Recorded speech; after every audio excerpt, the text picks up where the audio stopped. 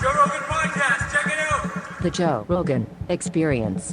Train by day, Joe Rogan Podcast by night, all day. Hello, Cody. What's going on? Good to see you, brother. You What's too. happening, man? Enjoying Austin. Yeah. So you're coming here. Are you Possibly. letting the people know? Not yet. Did I blow the... Not yet. Well, Did I- they're gonna know now. did I let you know? people know? I think so. I mean, it's probably the move we spoke about earlier. But, Yeah. I've always loved Texas. Like we spoke earlier, I got signed here to the UFC. Was on it for so many years. Came out here during fight camps for a week and kind of just unplugged, but focused on training and had a good time out here. It was always a pleasure. Yeah, it's a beautiful place. I'm enjoying the shit out of it. Dude, first of all, congratulations on your comeback. You're a great guy. And when there's someone I like who loses a bunch of fights in a row and you get into this skid, it's hard to watch. I can't imagine what it was like being you, to have a young child and to be dealing with all of this going on. I mean, it's like losing your top, but then to come back the way you did against a really fucking tough guy in a Sunsao and get arguably the KO of the year. I mean, you got to be feeling pretty fucking good. I feel great. Back from the brink. Back from the brinks. I mean, that time in my life, that time frame period, and going through that, from on top of the world champion, to 3-fight skid. Honestly, it feels like a lifetime ago. I feel like I'm just a different person where I was at from there. Removed, and the things I'm just doing differently, thinking differently. How I was able to approach the game, picking myself back up time and time again. I mean, internet is a horrible place to get knocked out on, The internet is fuck. You got the trolls, this and that, Yeah.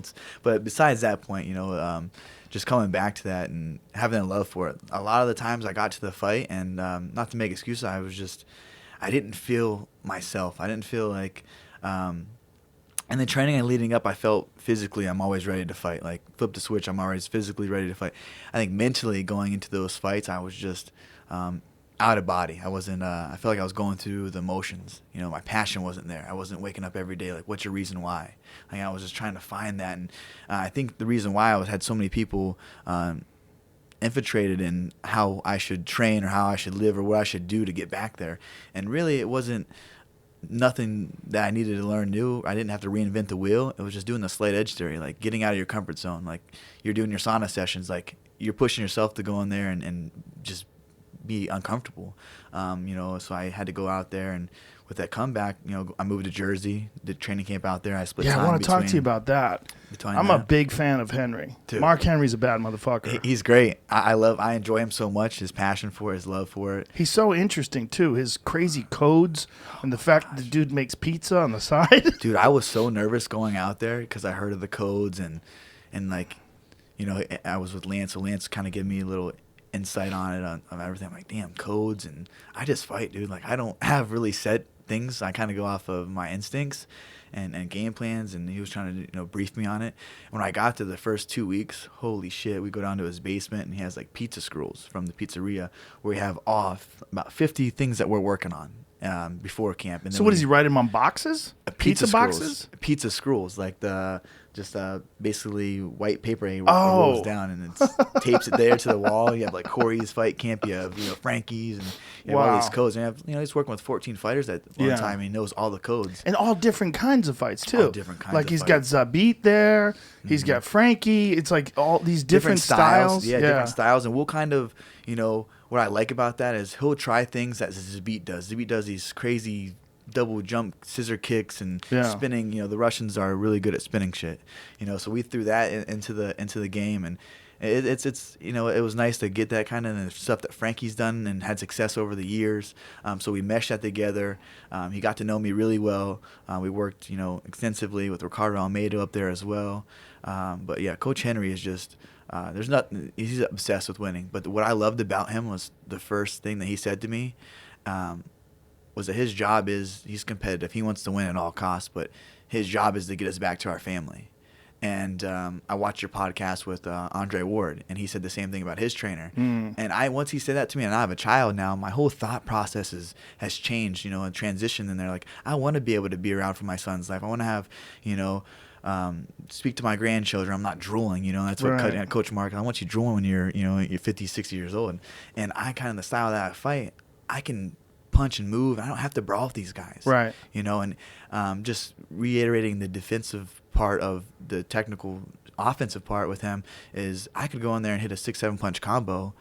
Dude, he would care less. He's like, what did you do after? You moved after, your head was off, your hands was up. Like, he's all about defense. And, I think he just helped me out a lot with saying that, like, getting me home to my family safe. Like, that's what I want to do. It's such an important approach to be defensively sound. And yet there's so many fighters who don't think like that at all. They just think about offense.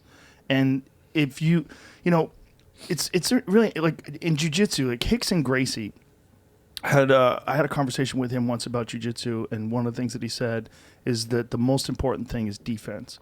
He said, because I'm always safe. This is what he said. He goes, I'm always safe.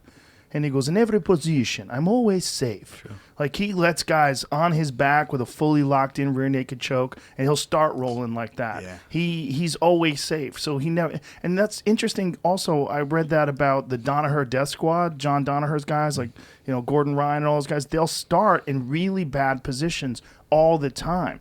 They train constantly in bad positions, so they're always defensively sound. And that makes sense with striking as well. So many guys are so concerned with offense. And, you've had so many spectacular knockouts, like the Thomas Almeida fight, that it's just like you probably just want to blast guys. True. I got to, like, pull the reins back sometimes. I'm like, dude, I'm so amped up just to get in there and get the fight, like, forget the walkout, forget the, Yeah. I want to get the first blow. I want to get that exchange, and then that's when the fight unravels. Sometimes I think I get so amped up that, taking it back, doing that, kind of having defensively sound, it sets up your offense. Yeah. And my uncle's trained me my whole entire life, and this is what he said: your offense sets up your defense, and vice versa. But okay, like, my offense was so good, and then you get to this point where people are breaking down your footages and your films and your speed and power. You have to have that. You have to be defensively sound if you're so offensive. I'm a forward fighter. I can fight going back. A lot of fighters can't go. I can feel like I can fight positional. And like you said about Danaher's guys, Chris Holdsworth has adapted into a phenomenal coach. He's my right-hand guy from martial arts to the T, and he makes us start in horrible positions like that when we're dog dead tired, and then get up and we're shadow sparring each other, and then going back to the ground, like really fight simulated things to where you're feeling uncomfortable in those positions. Like, yeah, I can go in there and knee wrestle all day during jiu-jitsu. I didn't get tapped out. I didn't tap anybody. I was safe, but I didn't put myself in those positions when the fight really happens. You have to see how, your grit. You got to be able to fight off the hands, fight off the body triangle, fight out those bad positions so you're comfortable with whatever the fight goes. And I feel like that's where I'm at now. I've transitioned into that fighter. I was so green when I got to alpha male, and a lot of my speed and power catapulted me to the top where I have to kind of draw back a little bit and do the correctional errors, not reinvent things, not do things, but the defensive part of things. Like, I was up in training in Jersey, and I knew I had the good head slips and movements, but some of the slips coach was watching me. I would get caught on the, at the first or second, I usually would get hit with the fourth punch, a combo puncher. So I would slip, and then I would slip down this way, and I would get hit with the jab. I'm like, every time, it's like, dude, just bring your hand up a little bit when you're slipping to the right or moving to the right. And he's like, how you feel after sparring? I'm like, dude, I feel great. I don't have a headache. I'm not getting my ass kicked. Like, I'm not getting hit really. Like, my defense has gotten so solid working with him and just constantly. And Chris is the same way. And my coaches out in Alpha Male are the same with hands up. But I was just, at that point in my life, I was just so aggressive and angry and just. We had so much success attacking that way, too. At doing that. But this last fight, I was honestly, Joe, when I was doing those feints on the Sun Sound, and Coach Henry said, hey, don't feel like these feints aren't going to work. Like, he's defensively sound. He's a great fighter at that respect. Keep doing these feints. They will work. I'm feinting this guy, dude. I'm feinting. He's not really biting. He's not really coming in. But I kept on the feints, and I started catching him with some shots that I saw, and his eyes were hurting him. And then feinted, did the Tyson 2, his overhand right, dropped him. And I knew once I had that range and the power and speed and his timing that he would come in with something. So, that the KO, the way you did it, where you dropped your hands and looked to the side and waited for him to move. Oh my God, that was like one of the best walk-off KOs ever. I felt great because the first round, I kind of had myself to the cage, and Coach, man, he'd probably kick my ass being on the cage. Like, get off the cage, get to the movement more. We're movement fighters. He made me, and I know my back was in the cage, but I saw and the round was ending, but I saw a sunset, like, oh, here's my opening. I saw that in the first round, and then the second round I was staying off. I was moving, I was switching, stances. But towards the end of it, I heard the clappers. I'm like, all right, I'm back in swell. Let him come in. I kind of leaned towards, and he kind of like fainted on it, and then he chased me down. When I level changed, I kept my eye on him, and he threw the hook because he was going southpaw. And I knew, like, I had my hand on the cage to know where my distance was. If he was coming with a kick after, I could lean back. I just had my range, had my timing, and once when I threw it, man, I knew when I felt it from the hip, it was over. Dude. Yeah. And that guy is so fucking durable. Mm-hmm. That's the thing. I mean, this guy is so tough and so durable. For you to catch him and KO him like this, yep, that had to feel so good. That was good, back against the wall. I mean, that was Yeah. a pivotal point in my life, but I knew leading up to that, I needed to get in the octagon. I kept like, hey, Sean, Dana, and then obviously in the beginning of the year, I had that kidney infection that landed me in the hospital. I had to remove myself from the fight. What happened there? Dude, I had I guess a staph or cellulitis that I didn't know. My shin was so sore for weeks. I would tape it with a knee pad, put a knee pad and tape it and spar and grapple, but there was no like infection, no cut. So you just thought it was a bruise? I kicked this dude hella hard, and I just thought that my leg was just bruised that bad. Like, sometimes you hit your shins, yeah. And, caught an elbow, maybe a knee. And I was transitioning back. I was in Jersey for a month, and I was back here in California for 2 weeks, and I was going back to Jersey and just training hard, and to where my body just started shutting down. Like, I remember telling Coach Mark after training one day, I'm just feeling horrible. And then by that night, I kind of just started feeling really bad and started urinating blood. So I went to the hospital, and they checked everything out. And like, oh, you're good. Like, the doctor came in and was like, here's a surgeon's number. Like, you're going to have to get your lymph nodes removed because my lymph nodes were swollen so much in my groin. I couldn't even walk. I was, like crawling in there. And I'm like, everything checked out. They did all these tests. I was there for, like, the majority of the day. Why would they just remove them? That's what he said. I'm like, all right. So I was like, drove home because I drove there the first time, and then drove home. Chris is actually flying out for the week to help me train. And I was like, Chris, bro, I don't feel good. There's something going on, like, but I just had everything checked out. So I'm like, I'm not gonna be pussy and go back to the hospital. But progressively during the night, it just became like to where it was just straight blood. I was urinating. So I'm like, this is not good. I couldn't eat. I had the cold chills. Went back, Ubered back to the hospital, and they admitted me, and I had a really bad kidney infection from, I guess, cellulitis that was in my leg. So how do they find out that you have a really bad kidney infection? Do they do it for a blood test? I did blood cultures. I did probably 26 labs. I was in the hospital they didn't know why what was caused from it. I had a team of doctors, surgeons, infectious disease doctors, like all these, like trying to do these tests, and like we didn't know what was going on. And then they gave me antibiotic, and I was hooked up to penicillin for 6 days and IV the whole time. Like, it was the first few days in the hospital that I couldn't eat. I couldn't even urinate myself. The lady had to hold the bucket to where I was just dying. I think I was training myself. It wasn't a diet thing. I was eating right, correct, taking supplements, like just training hard. And then I guess I just trained my body to. Well, that's the thing about people that get sick while they're training. Like, people that are if you're in a fight camp, your body is, you're constantly breaking yourself down. That's why guys get sick all the time in training, because you're so tired. You train so hard. If you get sick bad while that's happening, you can get really fucked up. And there are so many guys out there running around with staph infections that don't know they have them. Mm-hmm. I've seen guys at the gym, and they have like this little thing on their arm, and then someone's got to say, hey, dude, if you got that checked out, right, like that thing looks like a big boil. Like, you got staph, right, bro. And they're like, is that staph? Is right. that staph? Yeah, like, looks like staph, people don't know. But that shit gets systemic, and then you can die. Yeah, it was. I had to go and do, I had to go to a kidney specialist. They went to the Cleveland Clinic in Ohio, did all these tests. They wanted to do a biopsy. Staph is fucking scary, man. So I texted Dana, like, man, like, I had to pull out my fight. And then he was saying that he was going to have the fights. I'm like, well, I need to fight. Like, my soul needs to get in there. I need to turn this around. I'm on 3-fight skid. Like, I was excited. I was fighting in Columbus, Ohio, my hometown. I was going to start the comeback there and then march on. I was back to my visualization, focusing on fighting. Like, I was so far removed from that. Not because I was losing. Like, even when I won the title, I was just like so far, like. You weren't visualizing then? I wasn't. I mean, I ended up injuring myself in the fight with Cruz with my knee, and then I ended up having the back procedure in Germany. leading up to the TJ fight. It took me out a whole year. Did you get that Regenikine stuff? Yep, I did, and it worked. And there's shelf lives of it. I still feel I learned a lot, like doing obviously yoga, PT. As much as I'm training, I'm still doing 5 days a week of PT. And mobility work For your back. for my just overall mobility. What was the exact extent of the injury? It was an annual tear. In my Of the disc? Of the disc, yeah. So as it kind of just protruded, and it was just hitting that sciatic nerve and just locking up. They're doing stem cells in discs now, and they're having great results from that. I know a dude who had severe sciatic pain and a drop foot, like his foot was like going numb, and he got it completely fixed with stem cells. Wow, that's great. Regenerative medicine is the future, man. It's really fascinating stuff.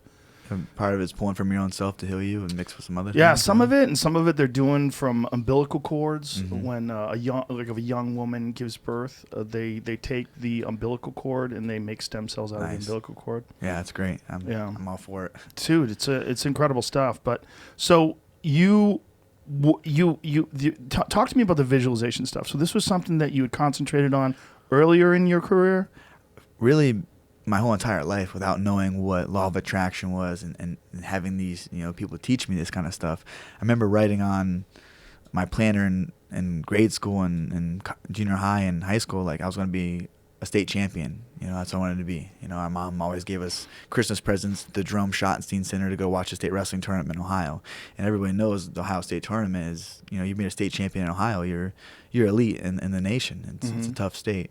So that's what we were, our first sport we fell in love with was wrestling. We traveled all over once our mom, put us in it, and traveled us around the country, packed in our minivans, driving to all kinds of, Iowa, Maryland, Florida. Just that's what we did every weekend. That's what we enjoyed to do.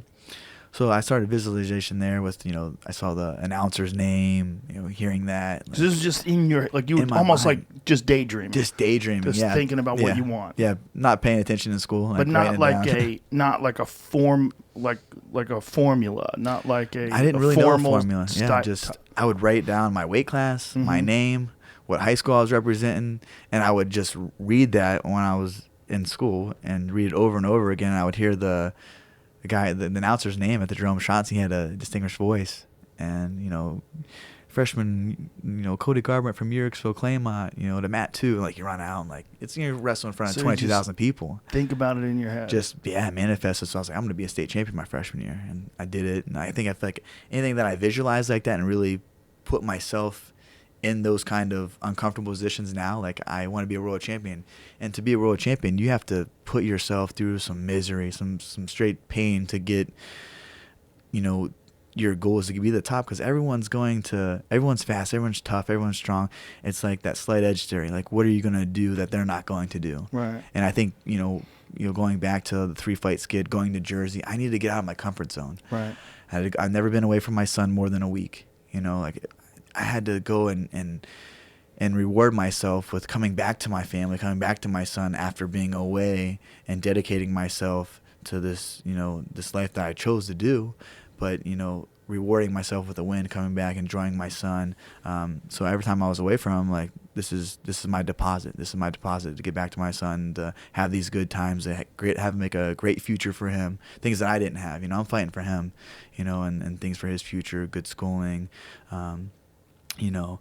things like that. So getting out of that comfort zone, going to Jersey in the dead of winter from California. It's not, what I mean? New training partners, what I mean? Like, dude, I feel like once you're a champion, like you have that X on your back. Like everyone wants your best and everyone's going to give you their best. And I'm all for that. Let's do it. And so having those new guys on you, trying to just, earn your respect, and I had to go out there and have them earn my respect to be, this kid is the real deal. This guy is the real deal. He's a world champion. He's making himself come back. And going out there like Frankie Edgar, those guys are great. Eddie Alvarez, Ricardo Almeida, Coach Henry. The whole top guys in Jersey are kind of, we laugh and joke like they're the Team Alpha Male East Coast, basically. We're such similar styles, wrestlers that are turning into strikers, and just the mentality of the, hard work kind of, everyone, it's a co-op. Everyone's helping everyone out. Like, I'm going to hold some pads with you. Like, Frankie was great. He came in and helped me out when there was only 4 or 5 people in the gym. He was giving me my sparring rounds, and just a great dude, great camp to be with, and I needed that. I think I I don't need cheerleaders, you know what I mean? But I need people that I respect that's going to push me the extra round to the next, you know. How did you choose Mark Henry? Did you guys have a conversation? I talked to Coach Henry years before this, and anyone that knows Mark is not he doesn't give out compliments. Like you got to earn his respect. And I remember him telling me, you know, he's like, dude, we really love you, enjoy you. I feel like you're going to be a world champion in a few years. And I was like 1 or 2-0 in the UFC. And I was like, that's a high praise from a guy that's worked with Frankie and built him up and all these other fighters he's worked with. I was like, oh, I appreciate it. And we kept in contact, you know, mutual respect, you know, at the fights and seeing him. But Ali, my manager, was like, hey, like, I'm not, you know, he's giving me some of my best life advice. I know people have this perception of him, but he's honestly helped me out so much in my family. But he was the one like, look, I don't want to tell you what to do, but I truly believe that Mark is something that you need in your life. He's a great mentor. He's just a great guy to be around, happy-go-lucky. He wants to win. You know, he shows you a good life and, you know, just things that he's been through in his life. So he's like, I think you should go with Coach Mark. And I'm like, for me, change, I was always I didn't like change, but some change is growth. You know, I looked at it differently. You know, going out there and battling myself to, you know, get up and be out of your comfort zone, going out with Coach Mark. So Ollie's kind of one that kind of set the staple to go out there. I reach out to Coach Mark and Frankie. I'm like, hey, I just want to let you guys know I want to come check you guys out, and would love to work with you. I'm still going to be here with Team Alpha and my guys that has brought me up, but I just need a head coach, a guy like Coach Henry that showed me a lot about breaking fights down, watching more fight tapes. Like my guys Chris and my coach out there, they do the same thing. But Coach is just more hands-on on that way, like breaking it down and repeating it. Like, here's what we're doing, working 10 rounds today, 10 5-minute rounds. We have 50 combos that we're going over, and then that's outside of camp. Then inside of camp, we're kind of limiting it to 30. So that's what we're working on for the whole camp of, you know, getting ready for your adversary, what he's doing and what you need to work with him. So breaking that down, just constantly working was just, he's got a mind that's like no other. I mean, I've never met a coach quite like him, that thinks like him. You know, there's people that on his level for sure. I feel like Chris is right there on a full spectrum of martial arts with the grappling. I mean, Chris, he's a bad motherfucker. I mean, we do one-on-one private sessions, and it's like, no, Chris is a beast. They're horrible. No doubt. They're horrible. That dude's like a wet blanket on you, especially you go from pads to takedowns. And right now you're grappling. He's putting you in those bad positions. You got to fight out of this guy. It's bad. So let me ask you, what was Mark's initial approach? Was it concentrating on defense? Was it feints? Like what did he want you to do different? Obviously, you're a tremendous offensive fighter, correct? And that's always been the key to your success. But what did he look at? He said, this is what you're lacking, or this is what we can improve upon. Just obviously the feints, the defense. You know, timing them. Sometimes my speed is a blessing and a curse. Sometimes I'll feint twice, and they're still, you know, off the first feint, and then I'm hitting the combo. So it's like I have to kind of dub it down a little bit, read more feints, do more eye feints, you know, just feints with the feet, movement-wise, you know, and because the speed is just unreal, you know, for Mark. You know, he was like, you're fast. Like, you're probably the fastest guy I've ever seen in the octagon. No bullshit. Your hands. Oh, I try to be in there. When you hit a sunset, that's one of the things I said. I said, I don't think there's a faster person in the sport. Right. Like, you have crazy fast hand speed. But that is true, right? Like, power and speed are sometimes people just rely on them so much. You know, like I always go back to Roy Jones Jr. The Roy Jones Jr. in his prime was the fastest fucking human being that ever lived. He was so fast. But because of his incredible athleticism and ability, he developed this style that was just so unorthodox that it wasn't fundamentally sound to the point of like the way Bernard Hopkins fights, or the way, you know, some other fighters fight, where they didn't have to be as fast. Right. You know, because Roy's thing relied so much on his speed.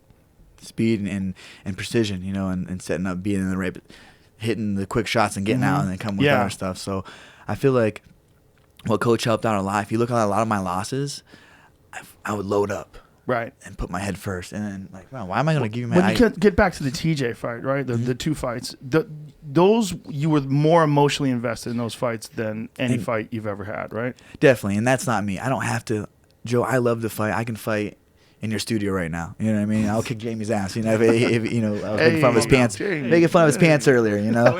But oh wait, same team. Yeah. So I never, like, for me to go in there and kind of have that, just an example of, Right.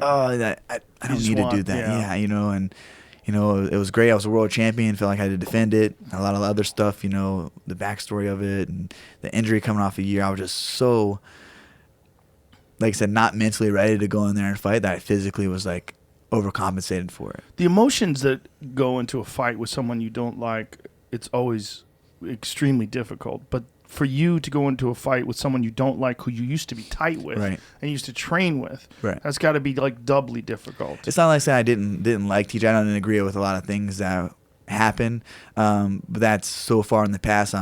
Past that. But yeah, I definitely taking that in there. It was my mental state was not what it should have been to go in against a guy like TJ, and we can fast forward to where, he got popped and this and that. TJ can be on that stuff. He can be on that stuff and he still can't beat me when I'm focused and I'm mentally there and I'm in there and I'm excited, like I'm glad that he's coming back. He's got to prove to himself, and that's a big fight for me to come back to, in the future. That's going to happen, and I feel like TJ caught me at a time where mentally I was not in the best state of mind to go in there and be a champion. And that's why I was taken from me. I wasn't doing the right things, the slight edge things. I wasn't doing those. And, he capitalized and I look back on it. I kept going back in those fights and a little bit of insanity. You got to be insane to repeat the same thing, thinking a different outcome. And that's what I was doing in there. I always trained hard, always prepared, ready. But it wasn't nothing do that I needed to do. It was just the slight edge things, little work this, work that, and looking back on it, it's hindsight's 20/20 always in the fight. But I'm thankful for that. I have to feel like if I would have went off and defended the title, and I probably wouldn't have been as hungry and motivated as I am today. And that's going to help me out for the next 5 years of my career, however long I want to fight for. I always kind of break my life down to five-year increments. But I'm excited for it. I'm more hungry than ever because I know what it takes to get back to the top. So when you said that you stopped visualizing for a long time and now you're doing it again, are you doing it now do you have like a rigid format? Do you have like a disciplined format of visualization, or do you just spend time alone thinking about things? Like, how do you do it? I do a format, write things out. I write out goals, 3 months, 6 months, year, 5 years, what I want to accomplish, whether it's financial, whether it's, athletic, whether it's personal growth, spiritual growth, family growth, things like that. So I try to prioritize what I'm lacking or what's the lower grade that I give myself and try to focus more on that so it's all balanced. I feel like I'm trying to balance my life more as far as I grew up in chaos. I feel like I do well in that, but I'm at a different place in my life, and what I want from my son and my future, I want to have that balance of, you're not so 100% in this and, lacking this. I want to make sure it's kind of balanced across my goals. But I feel like, going back to talking about getting out of your comfort zone, like doing things that absolutely suck, and you got to mentally put yourself in that position to be like, were you in your comfort zone when you were a champion? Like, when you say getting out of your comfort zone, I know you trained hard. Right. So, like, what is different? I think that I removed myself after winning the world title. I didn't feel like it was everything that I thought it was going to be. In what way? Just the whole prolific, you're a world champion, you're the best in the world. I never expected a lot of things that would happen. I just focused on. What did you think it was going to be like? I don't know. I don't think I had any expectations when I feel like a lot of things change around. Like, oh man, like, how's it feel? Like, I'm still the same person. I just gotta, I'm just the number one person in the world at what I do. I don't know. It just didn't. Did you think that, like, in achieving such a great goal, that you would feel satisfied, that you would feel like I wasn't you made satisfied? Maybe because that's what, at the light in the tunnel since I was 12 years old, and I was, just through the journey of getting to where I was at, looking back on it, I was like, man, like, what's next? I didn't have the what's next. Isn't it interesting? Like, this is the thing that gets brought up all the time about fighting, is that so much of it is mental, especially at the elite level, like at your level. So much of it is how you're approaching all aspects of your life, how your relationship is going, how your friendships are going, like what's your relationship with your family.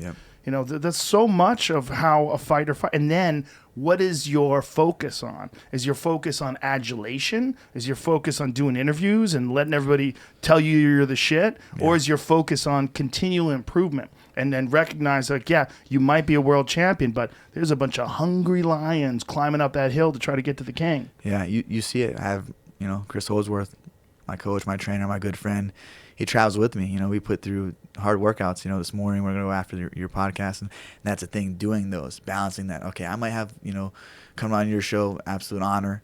I got to train. I got to, I can't take this week off. We're here, looking at homes and doing other things with PNP, my other business partners. So just prioritizing what's important. What's your goals? How are you reaching those goals? What are you working towards? Are you reading help books, self-help books? Are you reading, books to help your mental fortitude to strengthen that? Are you doing yoga? Are you doing? There's so much resources. And staying enthusiastic.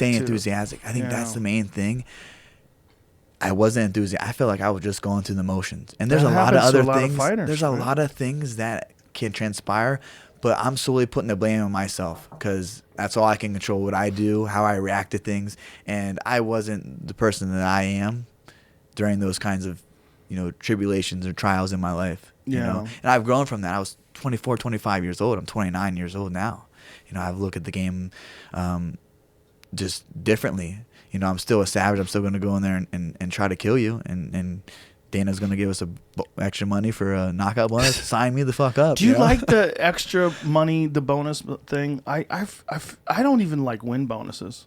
It drives me crazy. I feel like a fighter should get paid. Yeah. Like, I don't think you are trying to win anymore if you get a bonus. You're a professional cage fighter. It doesn't make any sense. There's only one time in my professional career that I didn't get my second check.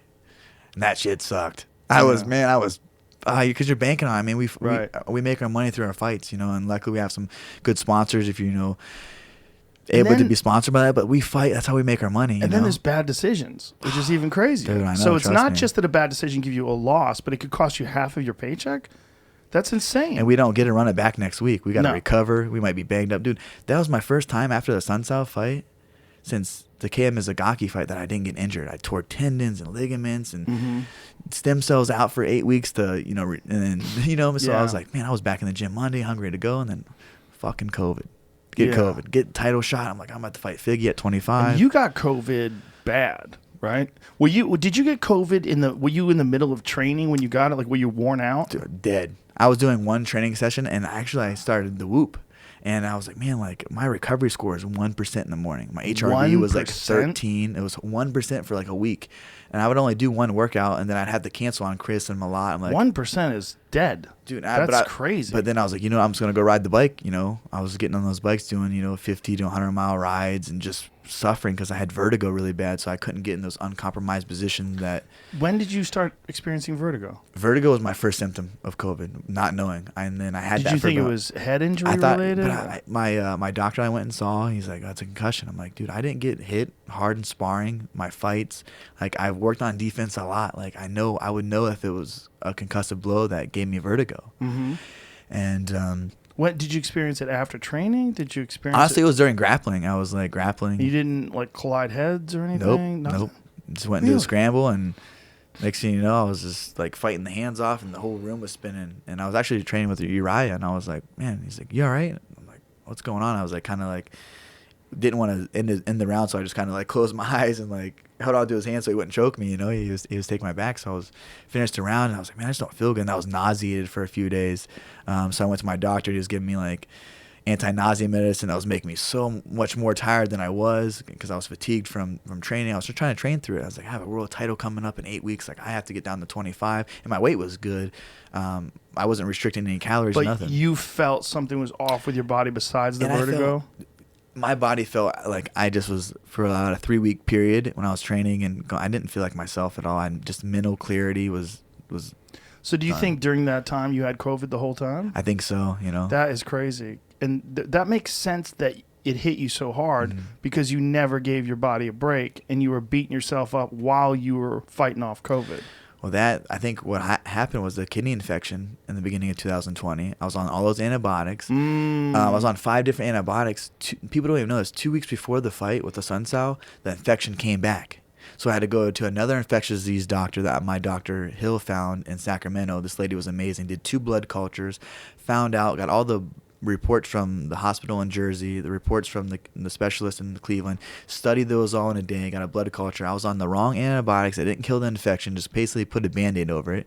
So I had to go 10 days to an IV fusion center to get an antibiotic drip for 10 days while I'm training, 2 weeks before the fight. Oh, my God. I didn't let any of the UFC or anybody know. I told Ali what was going on. Because I just needed to get in that octagon. I was like, dude, just put me in that octagon. I know that it'll happen. Like, get me there healthy, and I'll be good. So, but that fucks with your endurance in a big way. The Yeah. IV antibiotics are ruthless. It was tough, man. It was, and my strength and conditioning coach, we were having the hardest time. I was hovering around, I was getting my heart rate up to 187, and then I couldn't get it below. It would like hover at 150, which I'm fine at staying at 150 and going up and being in that 150 to 180 zone that I can be there for a while. But we'll work on the aerobic system, so to drop it, Right. I just couldn't drop it. It took about the last week of training before I flew out to the fight week to finally get my heart rate in like 35s, like after a hard like a minute 30 push, and then drop it down. So I noticed something, like that was it, but mentally I was like, it's good. I'm gonna knock this guy out. So 2 weeks out, you had to do a 10-day cycle of IV antibiotics, and then a 10-day of oral. What? Yeah, dude, I was on antibiotics for literally 5 months almost from Jersey. I was on 5 different antibiotics from the hospital. So, from the Asuncao fight, how many days did you have where you weren't on antibiotics before the fight? I mean, I declared that I was on antibiotics all the way up to the fight. I was taking probiotics and antibiotics. Christ. Yeah, it was tough. So you were taking probiotics to counteract the effects Dude, of I was taking antibiotics in your a gut? lot of probiotics. Yeah. What were you taking? Frankie Egger's wife sent me. They took care of me when I was in Jersey. Like hooked it up. Like coach brought me pizza in the hospital. He was like, it was during COVID when it happened. Pizza, but don't you have to cut weight? I don't cut weight to 35. Really? Dude, I'm like right now probably 144. You know Oh, what I wow. mean? Like I don't, and I stay, strong and fast, and this is why I feel good at to fight 35. yeah, I'd which have to is- just diet a little bit like everyone else does for 25. That's why everyone's making this a big Yeah. deal going to 25. It's not. That was a very interesting fight. You going down to 25 was very interesting. I'm so excited for it, Yeah. especially watching the Moreno and Figgy fight last fight. Mm-hmm. Great fight, awesome. It was entertaining, but Wild a lot of fight. holes, a lot of things that I can, take away from both fight. Whoever wins this next one, but I'm not going to. Are they sit fighting idle. again? Yeah, they're rematching each other. That's why I'm not going Really? to wait. It'd be 8 months till I get a title shot. So that's why I'm, Didn't Moreno fuck up his shoulder in that fight? he did something. Yeah, I know he had to do some. So What they're a gonna fight, wait. though. What Yeah, a fight. Great fight. Yeah, I mean, I thought Moreno did great. I think that if he had more pop to his punches, Figgy would have been in some trouble. The takedowns looked great. I think matching that, getting Figgy worn out. I felt like in that fight, Davison really put himself on the line in terms of like he threw himself into the fire. He didn't fight like he was worried at all about Moreno's firepower. He was just trying to smash. And Moreno is a tough motherfucker. It's like that He's dude. tough. He's that dude that's been in the gym for so long, getting his ass kicked. Now it's finally like I'm starting to, you know what I mean? Because I know what you mean. Yeah, he's just one of Yeah. those dudes that just Gritty. he's like a Darren Elkins. Yep. That guy gets his ass kicked and he'll kick ass too. But when it comes down to the fight, this dude is he's all in. Like the Mirsad Bektik fight. Oh my Perfect gosh, example. yeah. That was one of the greatest comebacks I've ever seen in my life. Yes, Because definitely. Mirsad Bektik is it- so technical, so fast, so precise. I mean, And the kid looked like a world champion to for the hold beginning of Elkins the fight. down, and do that, ground and pound to him. Elkins is the #1 fighter in the featherweight division with the most top game percentage per fight. Really? And Masat, was on top of him. I've grappled with, Elkins is not, easy to hold on. He's an Indiana wrestler that's just like gritty and just like, let's go, dude. Isn't that amazing about the sport, though, that a guy, like, you got to know how much gas you got. You got to know when you can hit the gas and when you got to back off a little, when you got to pace yourself. And if you try to empty out, and that guy, like a guy like Elkins, who's so fucking tough, if he's still there, you got a real problem. Dude, it's when you crack someone with your, with some of your best shots and they're just like covered in blood coming forward, you're like, fuck, give me a baseball bat. Let me hit Elkins. this guy, He's, Elkins. he's such a savage. Such a savage. Yeah, it's great. He's a great guy. I mean, he leads by example. He's not, brash and outlandish talking. He just gets in, blue collar guy. He's a pipe fitter, comes in. And when he first moved out here, he had to go back. He was still UFC fighting, and then part time he'd have to go back and get his union hours in and then stay for 6 months and come back and fight. Wow. So that till he finally, retired from pipe fitting and moved his whole family out. Just a great guy, great family. Tough as hell, But yeah, that is the kind of guy Marino is. That just blood and guts, gritty guy. And I think Figueiredo's so good. I think he probably thought he was going to get him out of there. He did. I mean, especially with his win over Alex Perez that quick and Benavidez, 2 knockouts of Benavidez, which is gigantic. He's flying high, it's good eyes on 125, but motherfuck, the bantamweight division. I can't leave that one yet. There's so much going on in both divisions, though. I'm staying here. I'll cut the weight for if you want me to fight this, but God, that division is stacked at 35. So you basically beat your immune system up while you had COVID, and then because of that, you got COVID really bad. Yes. Yeah. So tell me what it was like. It was horrible. I mean, I had vertigo was the first symptom. Right. And then when did they test you for COVID? I didn't get tested till I went down to Mike Tyson's ranch. We were working with the Smart Cups company. We're all sponsored by him, doing digital videos, and it was our first kind of getting the athletes together because they started doing fighters, boxers, and some WWE. Kurt Angle was there. So we had to do like a rapid test like we just did here. And I waited a while, and they're like, hey, we want you to do another one. I'm like, all right, cool. Like, we just didn't see some things we liked. And I was like, all right. I'm like waiting for an hour, do another one. I'm like, what did you guys see? Another test, you're saying. Like, what did you guys see? I'm like, oh, you failed the first one. I'm like, well, that's a subtle way of you telling it. Like, I want to stay away from everybody. Like, everyone's coming up to me. And so I tested there in August. And then I went, quarantine, went home, did the whole. Did you do any medication? What did you do? I did a Z-Pack. I got on an inhaler because I had pneumonia. I got pneumonia, vertigo, and then I did a 21-day because I had it so bad. I kept getting tested like every 3 weeks. And you kept having it. I did molecular tests, which was like some of the best ones to do. Is that the PCR test? Yes. Is that what we're talking about? Yeah.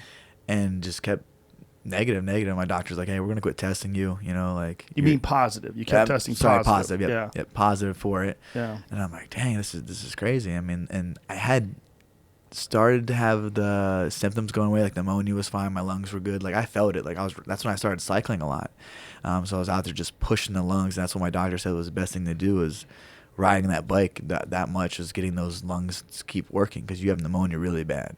Jesus Christ. Wow. I felt horrible. I thought cycling was one of the hardest things to do. Isn't it funny because you would think, like most people would think that a guy who's a world championship caliber fighter is the type of guy who would get COVID and it would just burn right through his system.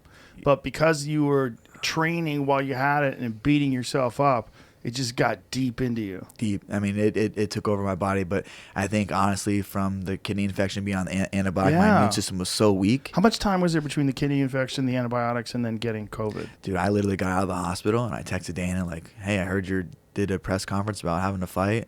My kidney levels are good. I'm waiting for maybe have to do a biopsy, but I want to fight. And he's like, all right, work on it. And I was, like, begging Sean. So you got COVID right away? So after the fight, I had June to August. Oh, okay. But so it was from the kidney infection, the fight, 2 fight camps, basically. Mm-hmm. One didn't happen. Recovering, building myself back up from where I was at, getting ready to fight Sunsal the first time in March. Dude, I literally had to start walking on a treadmill for a couple weeks to get I was in rough shape. Rough shape, and I started training at my business partner's house. He had a home gym because everything was closed. Uriah's gym wasn't open. He's like, dude, I got a treadmill, I got weights, kettlebells, on kettlebells, mm-hmm. and so I went over there and just started to train. And I'm like, I'm getting myself ready, and it was brutal training getting back in there. And this is pre-COVID. This is pre-COVID. This is right after the kidney infection. Mm-hmm. Jesus Christ! So your body was obviously already compromised. Oh, yeah, I was very compromised. Still on antibiotics. They still had me on antibiotics to clean out the infection. I was on it for, a 30-day antibiotic from the hospital. So August, you get COVID. Mm-hmm. How long before it clears your system? How long before you start feeling good? Months. I went to Miami and worked with this company called Amino Wells, and they did, kind of injections. We talked about, kind of stem cell injections mm-hmm. throughout my body, arms. And I kind of started feeling a lot better at the week after. Then I did a month on the injections with the 3 milliliters a week, and I felt really good. Body felt good. Clarity went away. I actually had to go to Arizona, the Mayo Clinic. Dana thought I had Meniere's disease, so I went and saw his doctor that did his surgery. They gave him a shot in his ears. Did all these testings, hearing test, where they Did you have ringing in your ears? I had ringing bad in my left ear, and there's I have a loss of hearing in this ear, and they don't know why. I think maybe because this is my lead. And you get hit in the left ear I a get lot. hit. That's all I can say. I'm like, I don't remember. I haven't shot a gun without anything like that. Trying to just figure out why it's ringing. It makes like this popping noise. Oh. And I was just getting so like dizzy, I couldn't even do anything. So that took all probably these tests. contributed to the vertigo for sure, right? They said it wasn't Usually it's ear things. that Yeah, give they you said like crystals. I had vertigo before. I worked with UPMC. I was out for a whole year. My pro debut, broke my hand, had vertigo from crystals being out of the air. I went to the UPMC. Crystals? Crystals, yeah, it was an irregular tube that was throwing my equilibrium off, which basically is positional vertigo. A lot of that's the most common one. A lot of people just they can sneeze wrong or do something, sleep wrong on their neck, and they have vertigo. And there's a maneuver you do to put it back, but it wasn't positional vertigo. It was just literally COVID had me so messed up. So your body was so compromised from the antibiotics, the kidney infection, a second kidney infection.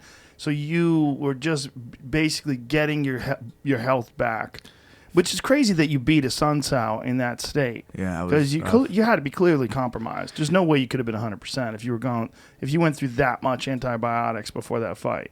But I think that goes back to my mental state where I was at. I knew that I needed to get in that octagon and change this around. I was not living life like this. I was tired of living on a 3-fight skid. I was ready to just get back in there. And when like for me, like we talked about earlier with the TJ fights, I don't have to go in there and be angry and upset and want to rip this head or hate this guy. I have hatred for this guy. It's a flip the switch. Like when you have it in you or you don't. And that's been bred in me. I've have it.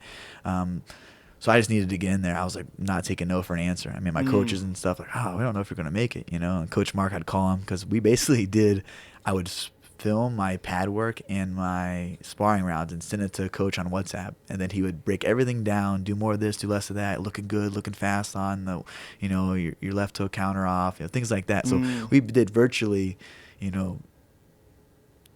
camp through there. So then when he came out, I just kept working the codes to, keep working your codes, keep working, and make sure you're doing under 9, things like that.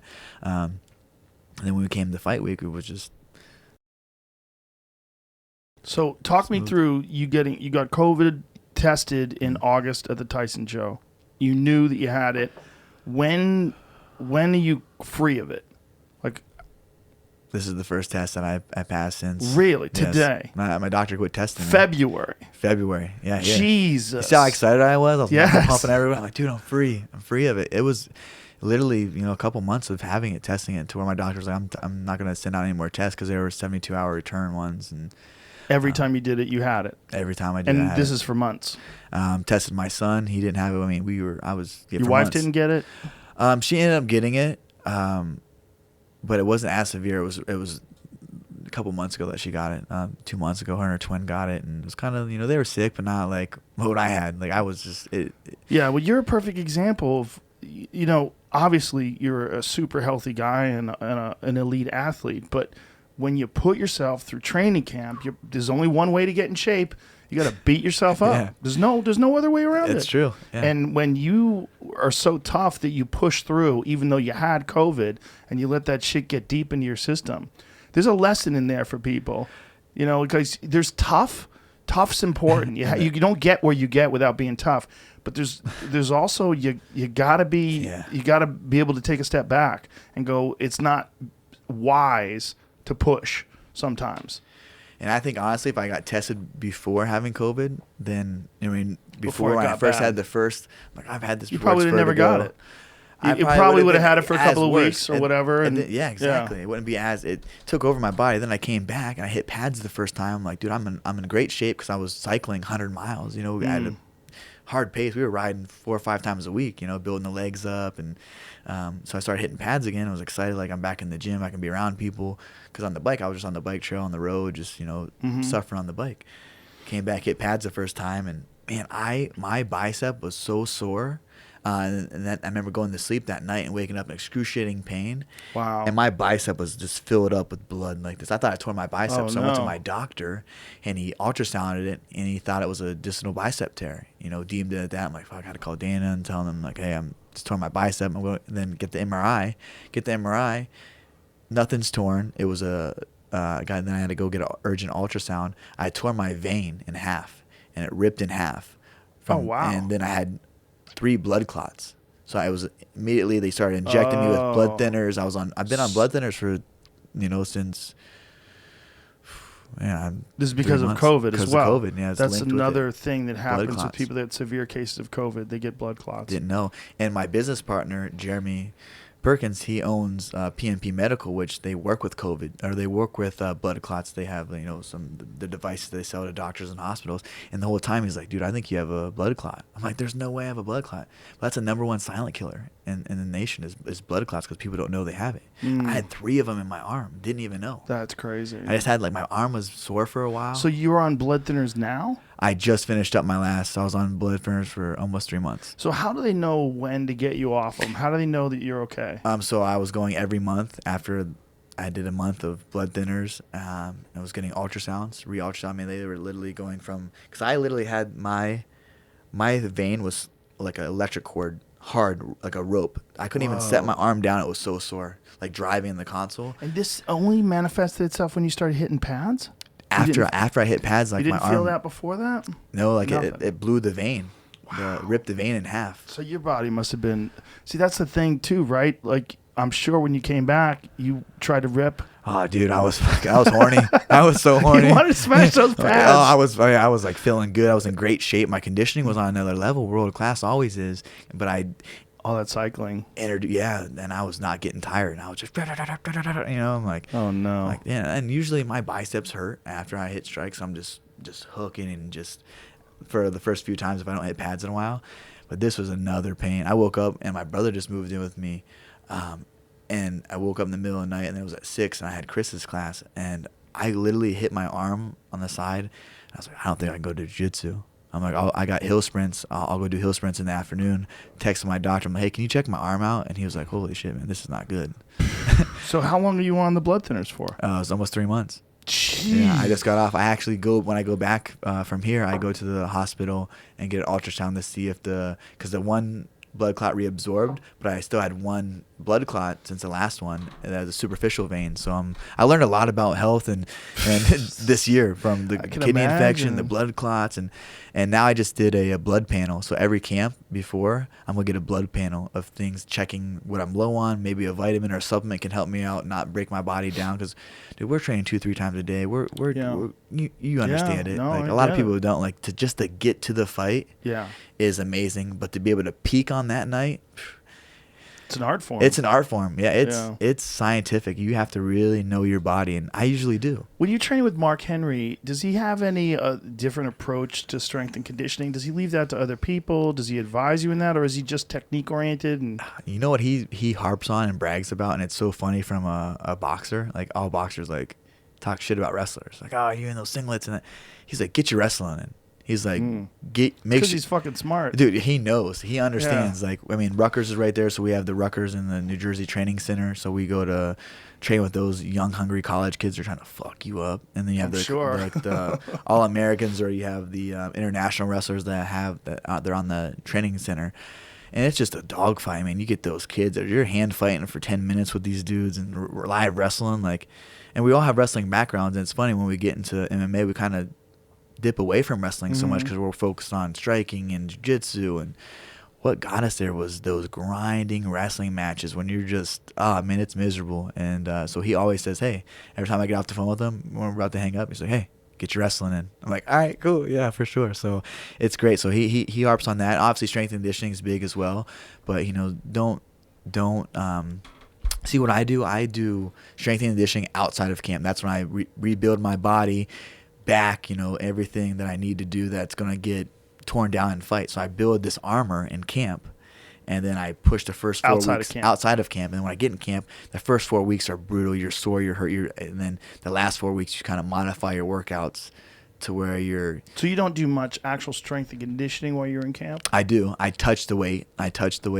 It's more for aerobic skill work. I have my coach Amadeo Novella has worked with Danny and TJ and Joe. So these guys see new methods that we're doing, and Danny always walks in and is like, wish I had this when I was, there. I was a guinea pig, overtrained. So he's learned so much and has us peaking at, a strength weight and aerobic, and just using all your different systems to formulate an MMA, because like anybody, MMA training is so much different. When you go in an MMA fight, you have to be a conditioned boxer. You throw kicks in with boxing now, you're taking about a whole different cardio. Then you gotta wait you got a guy like Khabib trying to fucking just take you down and be a wet blanket on you. Yeah. And then you have to get back on your feet and fight him. It's the cardio and the conditioning, I think, is it scares me, dude. I get scared before my workouts. Like, I know what I go there an hour before, and everyone's like, oh, you're here early. I'm like, well, I have to mentally prepare myself to put my body through that. And I think that's going back to the slight edge there. I see a lot of my teammates, they're walking in, they're late, they have no urgency. I'm like, I just couldn't do it. I have to mentally put myself in there, what I'm going to do. I might pass out. I'm probably going to throw up. I'm going to push my limits to where I'm going to feel like I'm going to pass out, or I'm going to be sick after. And I feel like that's a slight edge theory you have to do, and just getting to that point, because, dude, how embarrassing would it be that I'm better than this fighter, but my conditioning was worse, and that's why he beat me. Dude, being exhausted, having fatigue will make you a coward in any circumstance. Vince Lombardi, right? Fatigue makes cowards of us all. Yeah, that's my favorite quote. We had that in our wrestling room, and I didn't even know what fatigue was as a kid. I'd always see this in our high school wrestling room. We grew up in it. We're homegrown, from kids tying shoes on the first time on the mat to wherever you go to college after, in like the same wrestling room. The same coach was there for 30 some years, Eric Tokinen, and he was just old school, and had quotes. And I'm like, fatigue makes cowards of us. That one stuck in me, and then I figured out what fatigue was. I'm like, well, I'm not going to be a coward. I knew what a coward was. I didn't know what a fatigue was, but I know I'm not going to be tired. I'm not going to be a coward. So I've always stuck with that one. Talk to me about the cycling, because I think that's really interesting that you developed all this endurance from cycling. I mean, I go back to when Nick Diaz was in his prime, and one of the things that separated Nick from everybody was his elite cardio. That Nick has swam from Alcatraz 5 times. Yeah, that motherfucker's maybe crazy. More since then, because I remember I said twice once, and he corrected me. He goes, 5 times. Like, I wouldn't do it one time. 5 fucking times. That's shark-infested waters. Dude, I'll go to the beach, and I'm all for it. My son loves the beach, always wants to go. I have to see my feet in the water. I can't be out too far. I gotta see my feet. The wife, she's out there. She's Thai, so she's like, oh, I'm out in the deep end. But that world-class cardio, that's what I think separates it. Like, yeah, there's something about that, right? The there's running, the swimming, the riding. And I think because you're so alone in yourself, you're swimming. What are you doing? You're on the bike. You're in your thoughts. Yourself. You're running. You're in your thoughts. You're pushing yourself. Yeah. And then you get into that. Well, I've done defeated myself. I've done pushed myself past this limits where I want to give in. Now I have another human that might have some will, that might give a little eye or body language that he doesn't want to be in here. Now you start getting that confidence. And I feel like for me, going into a fight, is my confidence comes through my hard work, knowing that I left no stone unturned. And I feel like that but you have to be smart with it. Now I'm older. Are you going to do that in all your future camps now, or leading up to it? It's because it seems like it was very effective for you. Yeah, I feel like I just did my VO2 testing, as high as it's ever been. I feel like I have world-class cardio, especially when the rounds get deeper. I feel like I get better in the fight. As I get tired, I get sharper, I feel, when I'm putting the work in great shape, of course. So definitely, I think I have to tailor my cycling. I'm not going to be, because I have back problems. I've had some back issues. Being in that bike for 7 hours, riding 100 and some miles in that crouch over position, like, it locks you up. Have you ever talked to Volkanovski?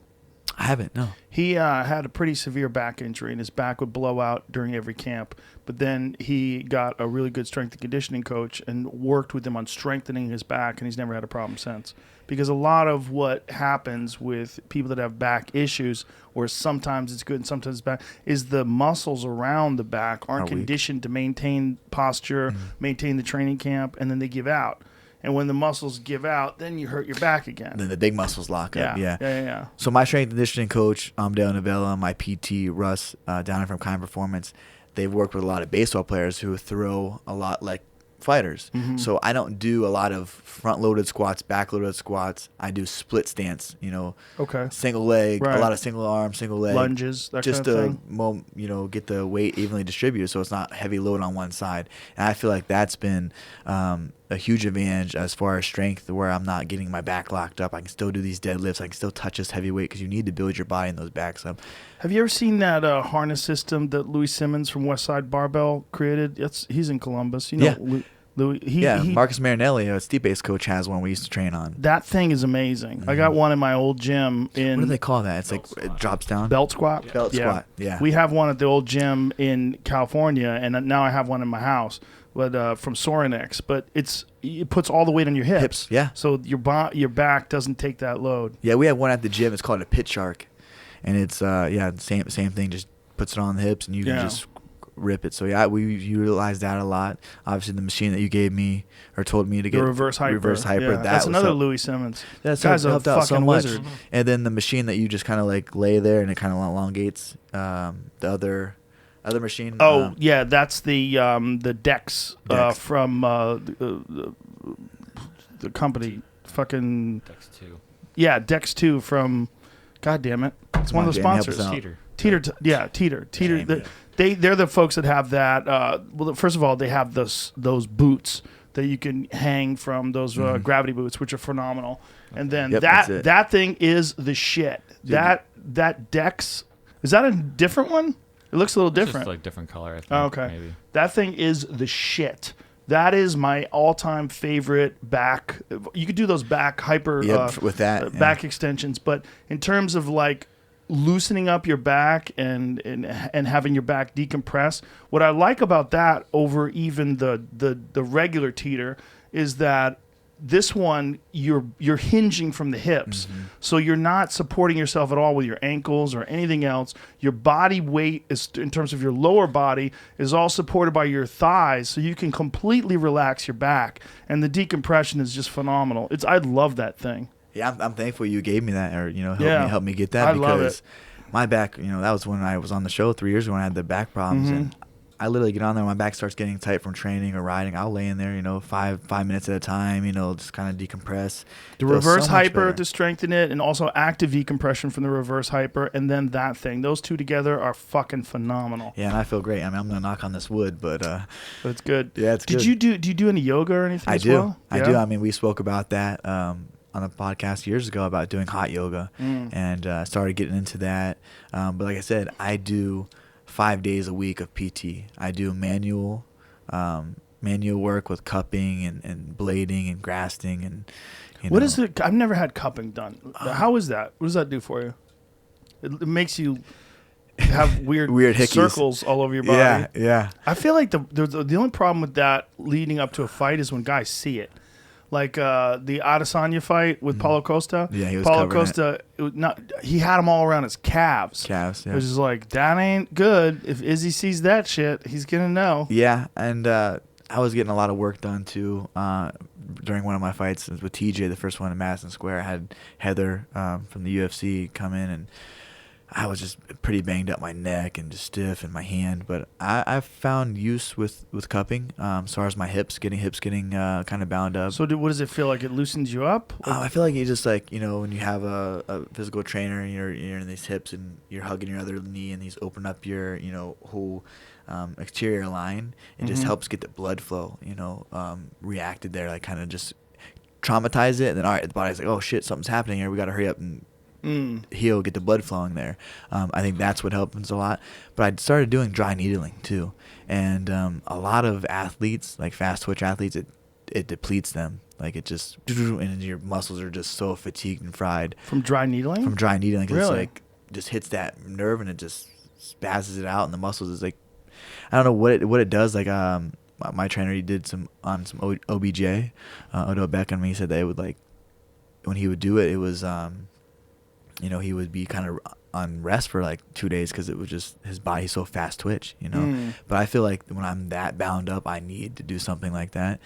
But going to the PT, doing mobile strength and conditioning together just stretching. Honestly, stretching and drinking a ton of water. Like staying hydrated is a huge thing. Stretching is a funny thing because it's so important for fighters, but so few fighters really stretch. Yeah. They train, It they sucks, maybe do a little bit of stretching, and then at the end they're done. But it doesn't suck any more than strength and conditioning work. But for whatever reason, people don't like stretching. I think it's the mental, like, oh man, I gotta go stretch. It's hard, but it's like I can go and kill a 2-hour workout or an hour workout with pads or grappling. Yeah, because you express aggression. Yeah, express aggression. Like you're like, this shit ain't doing, but it's actually going to help you out in the long run. The one that sucks the most is when you're sitting, your legs straight out, and you touch your toes, and you bring your body down because you can't breathe. Mm-hmm. So you're holding on your feet, and you're stretching, and it's like your hamstrings, and your body's like, just stop. Just stop doing this. Cramping you can't up. breathe. Come on. Yeah. You want to quit? Oh, yeah. You want to quit. That is, to me, the most annoying stretch. I've done, so with my Pedro fight, I tore all my my carpius radius flexor tendon in my wrist. And How'd you do that? it's just fucking Just wide open, swinging? slanging shit. Yeah, slanging it from my my belt waist. Yeah. Are you sparring hard, or are you sparring technically? I'm not. I don't really spar. I mean, I'll go in Really? and spar. I don't need to, Joe. I feel like I know how to fight. I feel like you do need to go in and get like some shit thrown at you, but more technical sparring. You just need to have someone throwing fast shit at you. Like Chris, he'll be throwing kicks and combos in our pad work, and he'll be moving around. But I'm not taking those hard shots and those blows. That's I'm very getting wise. comfortable with getting stuff thrown at me and retaliating. Like When did you shift? I started shifting it probably prior to, right after the Pedro fight. I would say I started doing that more and more technical. Did you sparring. decide that you were getting beat up too much in training? Honestly, I wasn't. That's the thing. Like I felt like I was. What made you make the shift? I just wanted to train smart. I didn't know if I was like overtraining, over sparring, because I would get to the fights, Joe, and I would just be like, "Fuck, I gotta fight."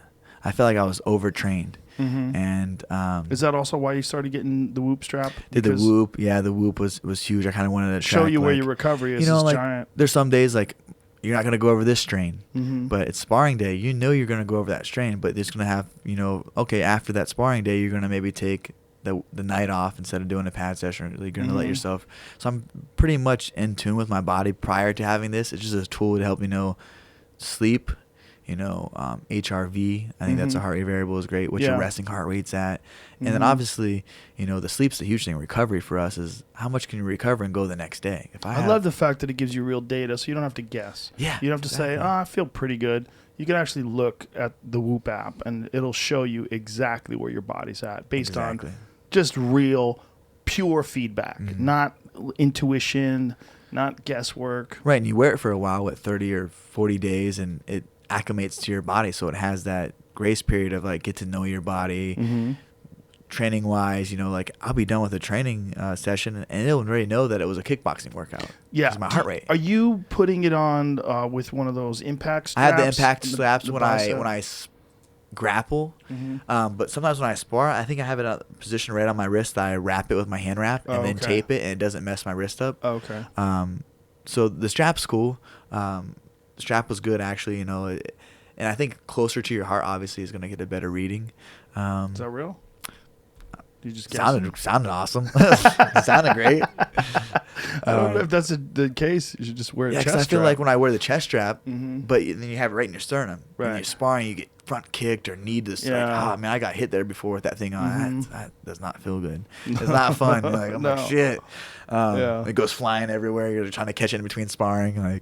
But this is nice. It keeps it keeps it right in there with that sleeve, and then with this covered up, it doesn't really bother me too much. But I do the strap when I do like cardio and where I can check my phone, like when I'm doing the strength and conditioning and stuff like that. But grappling, I want to make sure I want to know what my heart rate's at, so I know. Right. The UFC just started doing punch dialysis with, they put like the meters in your glove, they cut it out and put this thing in your gloves. Yeah, have you done that?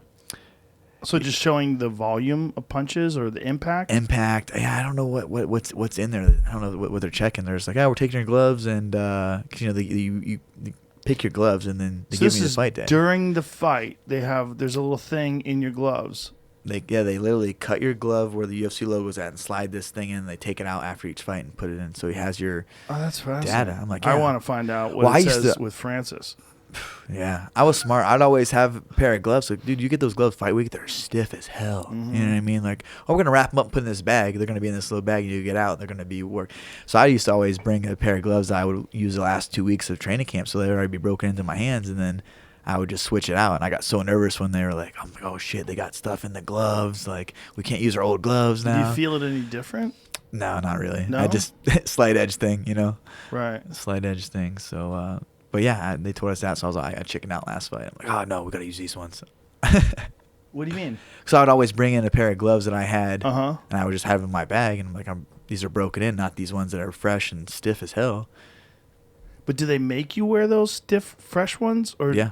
So I mean, that's what they give you. but you couldn't use the ones that you had. They wouldn't let you. I don't think they would let you. I just always did. Mm-hmm.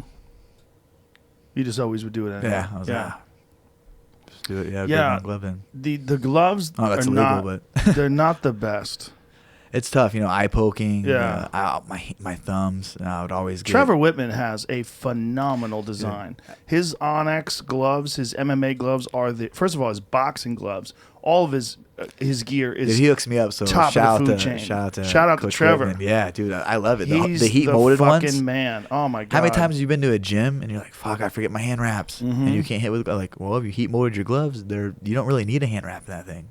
They're just so good. They're just so much better designed. What about And his headgear? His headgear, everything's though. great. Yeah. Everything he makes is great. Shin pads, Yep. everything he makes is great. But the thing to me is his gloves, his MMA gloves, they're superior. Right. They're better design. And I don't know what the deal is, why they can't make a deal with the UFC to use those Onyx gloves. They should fucking figure out a way to make it happen. They are Let's the best do it. gloves. They're so much Yeah. better. The hand positioning is better. First of all, it forces your hand into this position instead of like this. Yeah, we're getting eye With poked. MMA gloves, with UFC gloves, your hands want to extend. It wants to open your hand up, Just and you where have it's to at in the force it knuckle. closed. Yep. Trevor's gloves want your hand closed. They curve at the end. It puts you in a natural curve position. to be able to strike and And they're better in terms of like the protection they offer your hands. knuckles. I'm Yeah. all for that. I mean, my hands busted up. Yeah. Like, Oh, sure, dude. As hard as you hit. busted up. I broke the hand. I always have. I wrap it, tape it. See if you can get a photo of his Onyx glove. What are you I'm laughing at? looking, it's literally 1 year ago today is when Rashad was on the podcast to premiere them. Oh, Like, wow. they Really? Was debut it? those gloves, yeah. But that one, and then he Like officially, I guess. he measured me and shit and 3D scanned me, and he's supposed to send me a bunch of shit. So, but those are the Pride gloves. Those on the right hand side.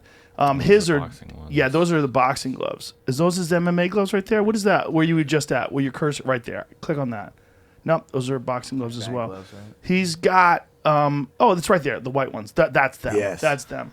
Those are the shit. They are the shit. They are so much better than any glove. I've fucked with the Pride gloves. I've touched a lot of different people's gloves and put them on and a lot of good ones. Right. But those head and shoulders above everybody else's. They are phenomenal, and they have the best protection for your hands too. Yeah. They're fucking Trevor Whitman. Let's Please, go UFC. Let's get it in there. Please change the gloves. It's a new year. Come on. Yeah, it's Get a new with it. year. I don't know. I mean, I know they were working on some sort of a deal, but for some reason they couldn't. Oh, that'd be great. I mean, They how couldn't Many, come to some agreement for whatever reason. how many people get poked in the eye in a fight? A lot, man. A lot. A lot. And there was And less broken in hands, Pride. Did you notice? Yeah, in for sure. Pride, less Always. people got poked in way Pride. it was. The gloves were more curved in Pride. I'm all for it. Let's Yeah. start it. Yeah, there's something needs to change because the eye pokes are. I mean, Nick Lentz. I don't know if it was a poke or what, but he lost 40% of his vision in one of his eyes. And he just retired from He that, just correct? retired. Yeah, he said his last fight he was seeing double. I mean, look at Bisping. I believe it was a kick that fucked his eye up, and then subsequent surgeries, and It's happened to me before. I got kicked in the eye in sparring, and like the toenail like grazed my eye and cut my eye. And luckily, I didn't have anything detached or anything like that. But That's I how had- Mike Winklejohn lost his eye, I know. holding pads for somebody. Yeah. Guy got him with his fucking toenail. That whole camp, I couldn't spar. My eye was bloodshot for like 2 months. Like it was just there. I had to fight. Like The things that people don't know about what fighters go through, Yeah. just the headaches were crazy, man. Like Yeah? it was From nuts. Intense, like just From the front eye lobe, pain? From the eye pain, yeah. I had Ugh. to get drops in my eyes for 2 weeks. Jesus Christ. Yeah. Damn, dude. Yeah, it's been a journey though, man. It's Yeah. been fun. I mean, I would love to do it all over again. Now, where are you at now? Do they have anything lined up for you? You're clear of COVID now. Clear COVID. I let And- Dana and Sean, UFC brass, know. When okay, did I'm you ready to start go. feeling like you felt 100%? I mean, today was the first day you tested negative, All right. but when did you start feeling 100%? I'd say about a month ago. Jesus Yep. Christ. About a month ago. A month ago, folks, is January. Mm-hmm. We're in February now. We're talking about a disease that you caught in August. That is crazy. To where I could feel like I could go and push myself, and then the next day be able to, or that night be able to recover.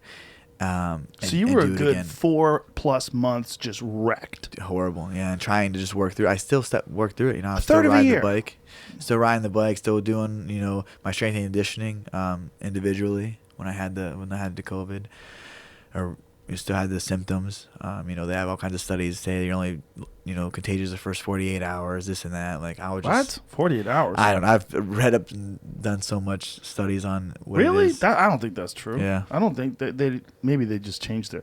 In the beginning, It's they always- had all these all thoughts these in data the is like beginning coming out, right? Yeah. that they thought, Double mask. yeah. Well, now they're triple mouth. Triple mouth's safe and better. Dude, we flew out here. I saw a lady with a double mask, a shield, and goggles and Yeah, I ain't gloves. seen this. My friend Reggie.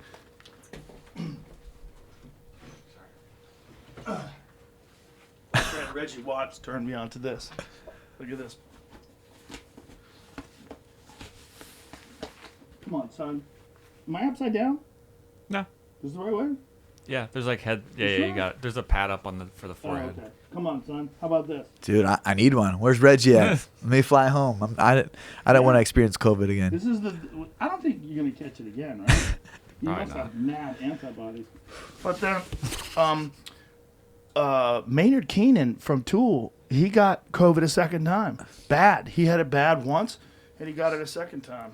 Yeah, I started cycling, so I started following some of the athletes that were top in the world. And the cyclist athlete, he got it twice, back to back. Like it was. That's one of those things where I wonder it's because they're training. If it's because they're training so hard. Because when people train Burning so that many hard, your calories immune intake. system just gets crushed. Yeah, I think so. I think it's like everyone said that to me. Like, oh, you're a world elite athlete. Like, you should be able to get this. And I thought that too. Because I remember Pedro Munoz when he was fighting Frankie, tested positive, had to push it back.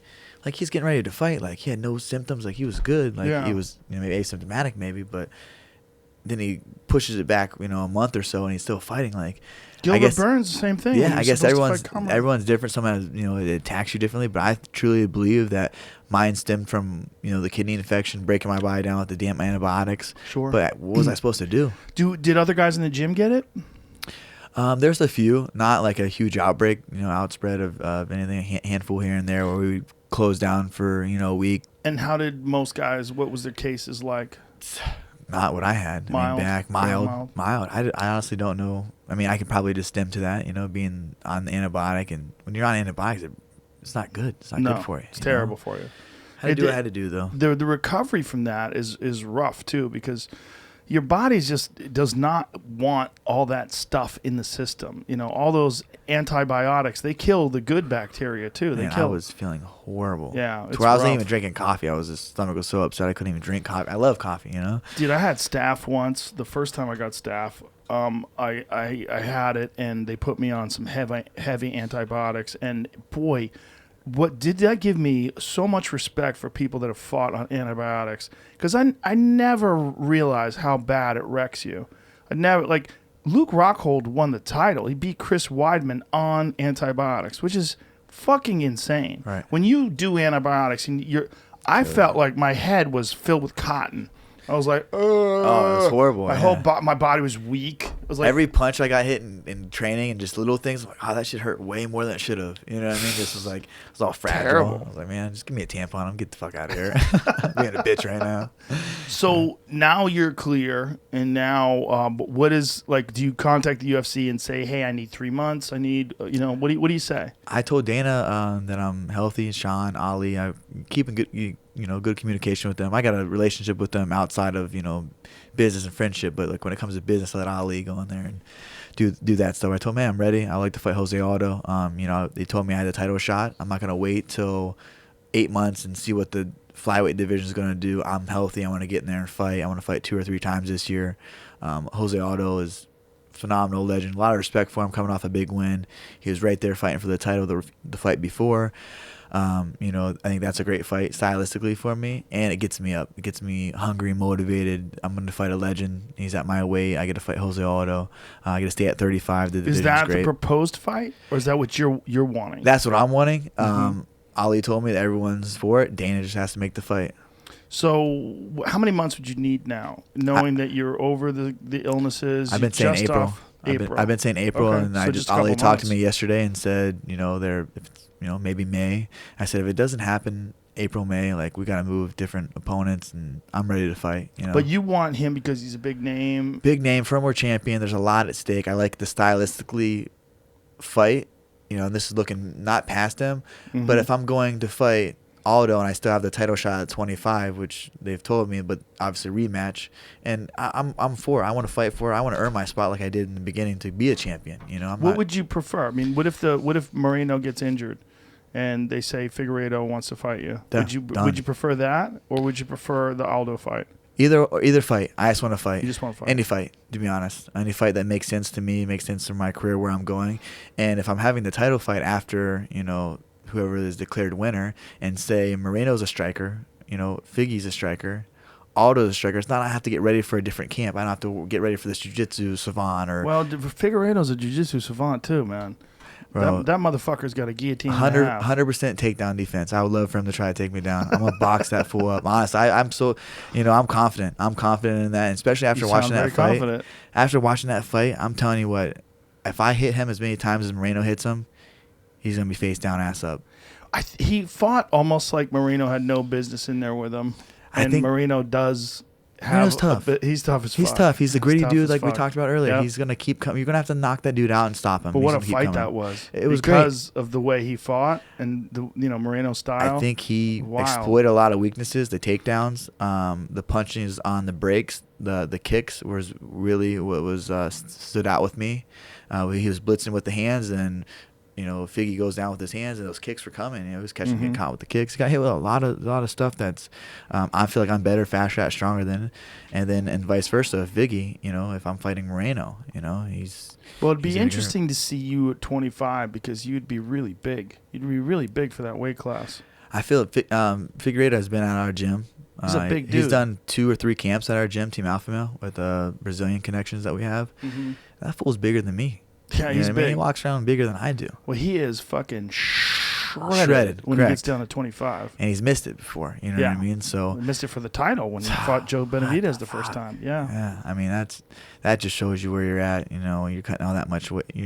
He just honestly fighting out of his weight class. He cuts that much weight, and that's why I like 35 because I'm not that person. But if I have opportunity to go and help a division and bring awareness and bring attention to it, I'm all for that. You know, that's what we spoke about with Sean and then the UFC and Dana and Mick. Like, yeah, I would love to be able to bounce back and forth, not just win these titles and be like, oh, I'm going to retire. What did you think about TJ trying to get down to 25? I thought that was the scariest I ever saw a fighter look like leading up to a weigh-in. I knew he was going to get knocked out.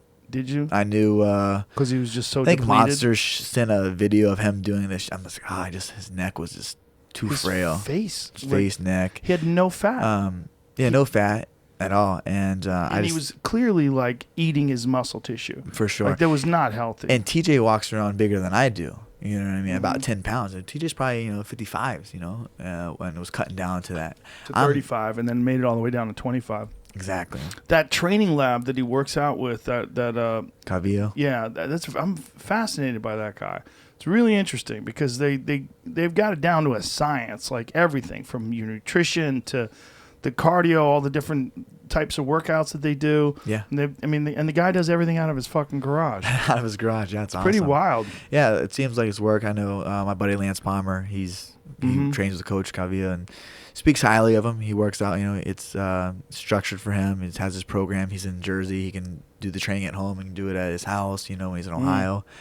So that's great. And Lance is one of those guys. He's a workhorse. You tell him, here's what's on the agenda. You're gonna do it. Is he with the PFL now? He's with PFL. back-to-back champ, the first ever in their organization. He's getting ready, I think April, the featherweight tournament starts again, so he's getting ready to ship out to camp to Coach Henry as well. PFL's interesting now, right? Because now they just took on Rory McDonald and they got Showtime Pettis. So they're juicing up their roster. Yeah. They got some new heat. It's nice for, a lot of the fighters to have options. Fuck yeah, to dude. go It's and nice like, to hey, see I'm gonna get paid Rumble here. and Yoel Romero at Bellator. Holy fuck, they're fighting each other. Yes. That's amazing. I'm That's excited a big for that. fight. It's a big fight. It's for both of them. I mean, Yeah. wow, that's gonna Look, be a Bellator fight. has put on some great fucking fights Yeah. recently. Musasi versus Douglas Lima was a great fight. They've got a lot of heat there now. They There's got a that lot Russian going on. champ that just beat Bader. I mean, Yeah. that dude's solid. He's a beast. He's Yeah. oh man, he's huge. They've got He's- great fighters. They've Yeah. got great fighters. I'm excited for that fight. Yeah. And I just don't like the Johnson. name Bellator. I think it's a dumb name. Bellator. Yeah, we gotta. Doesn't make any sense. Yeah, just like what's a MMA. Bellator? Yeah, what's just a call Bellator? it MMA. I Yeah. mean, look, Let's go fight in that steel cage. it's people want a champion, and you have an organization. You got to have a name for your organization. But I felt like with boxing, with the whether it was the WBO or the WBC or the IBF, here's the lightweight champion of the world. Right. Here's the welterweight champion of the world. This is the WBC welterweight champion. They need something like that. Yeah, for sure. Because like a Bellator is like, what is a Bellator? Unification. It Yeah. means warrior in Latin. That's not the worst name, but like, Fuck I out of don't here. say. Who's speaking Latin? Who It's a knew dead that? language. No. Who knew that? I did. I knew it. We looked it up before. I thought we But did. it's goofy. Yeah, a UFC is goofy nice. name. It's catchy. It's short Yes, syllable. UFC, The Ultimate Fighting UFC, Championship. it's like Q-tips. They got it locked up. Do you easy to train say. UFC? You know? Like I train UFC. You know yeah. what I mean? Nobody Everybody wants does. cotton swabs. You want Yeah. You got any Q-tips? It's a fucking Q-tip. That's right. No one asks for cotton swabs. Hey, give me a cotton swab. right? Do you ask for a tissue or do you ask for a Kleenex? You ask for a fucking Kleenex. Tissue. Maybe Fucking tissue. I don't know. I don't know. My argument did fall apart. You're right. No, that was great. Yeah, I was yeah, doing I'm good for a little while. like, fucking tissue. I'm like Kleenex. I'm asking for a Kleenex. Do you ask for petroleum jelly or do you ask for Vaseline? Well, Vaseline. Yeah, that's Yeah. what I'm saying. Yep.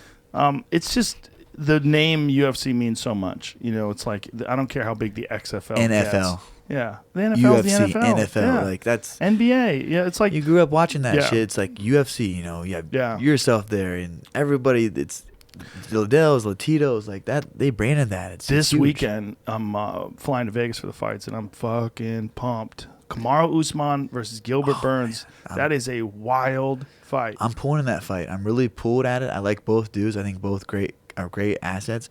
I just feel I don't, and then it wavers because now you have Usman working with Trevor fucking Whitman. Like, how great is that? I know when I went to Coach Henry for that short time, how much I leveled up. You know, maybe that could have been a difference in Usman striking and open up his game more, working with a coach at that much knowledge and to give into the game. I mean, But look, is Gilbert's a working with beast. Henry Hoof too. Yeah, I mean, exactly. And there's no weakness there. Like Gilbert is a monster. He's a terrifying guy because Gilbert is a guy that was torturing himself to get to 155, moves up to 170, and is just smashing people. Yeah. And the way he beat Tyron Woodley, boy, did that open up a lot of fucking people's That eyes. first combination that he threw at him, and then I was like, holy fuck. When he dropped him, you're like, oh, Jesus Christ. And on top of that, world champion in jiu-jitsu. I mean, Oh, Gilbert's yeah. a fucking phenom on the ground. And look what Kamaru's good at is wrestling. You know what I mean? Like, Kamaru is also good at just mental toughness. His mind is as strong as any man that fights in the him a lot. octagon. Yeah. He's rock solid. Yep. I mean, you're talking about a guy who's never been taken down, never been dropped. I mean, he's a fucking monster, man. Kamaru was a monster. And then fought in his fight with Masvidal with a broken nose. He shattered his nose before that fight. After the fight, they're testing. They go, you got a broken nose. He's like, yeah, I had that already. I've had that. Thanks. I had that know. coming into Can the we get fight. it fixed now? Yeah. I mean, literally had a shattered nose coming into one of the most high-profile fights And of his that life. shit that, the general public don't Yeah. understand what you go through to get He to the didn't fight. even talk about it until recently. That's good. No one even knew about it until recently. Yep. He knew what he was going to do is win Yeah, at all dude, costs. I'm a big fan of both of those guys. I think That's a wild fight. This is great. I think And they've middle trained top- together. Yeah, and they train together. So there's that there's a, I trained with TJ going in those fights. I knew what I did in training, and training is training, though. But you also know tendencies. You know where you have an advantage. Exactly. Training is training, but especially in fighting, because you're going against TJ. He's not your fucking friend on the mat. What I mean? That motherfucker wants to win. At all costs. You know? So do I. Like, we're competitive. You get us in a room of sharks.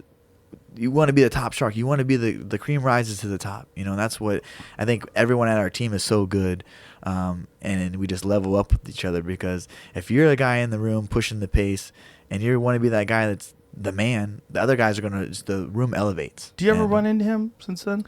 TJ, no, I haven't, actually. No. How do you think you guys would talk?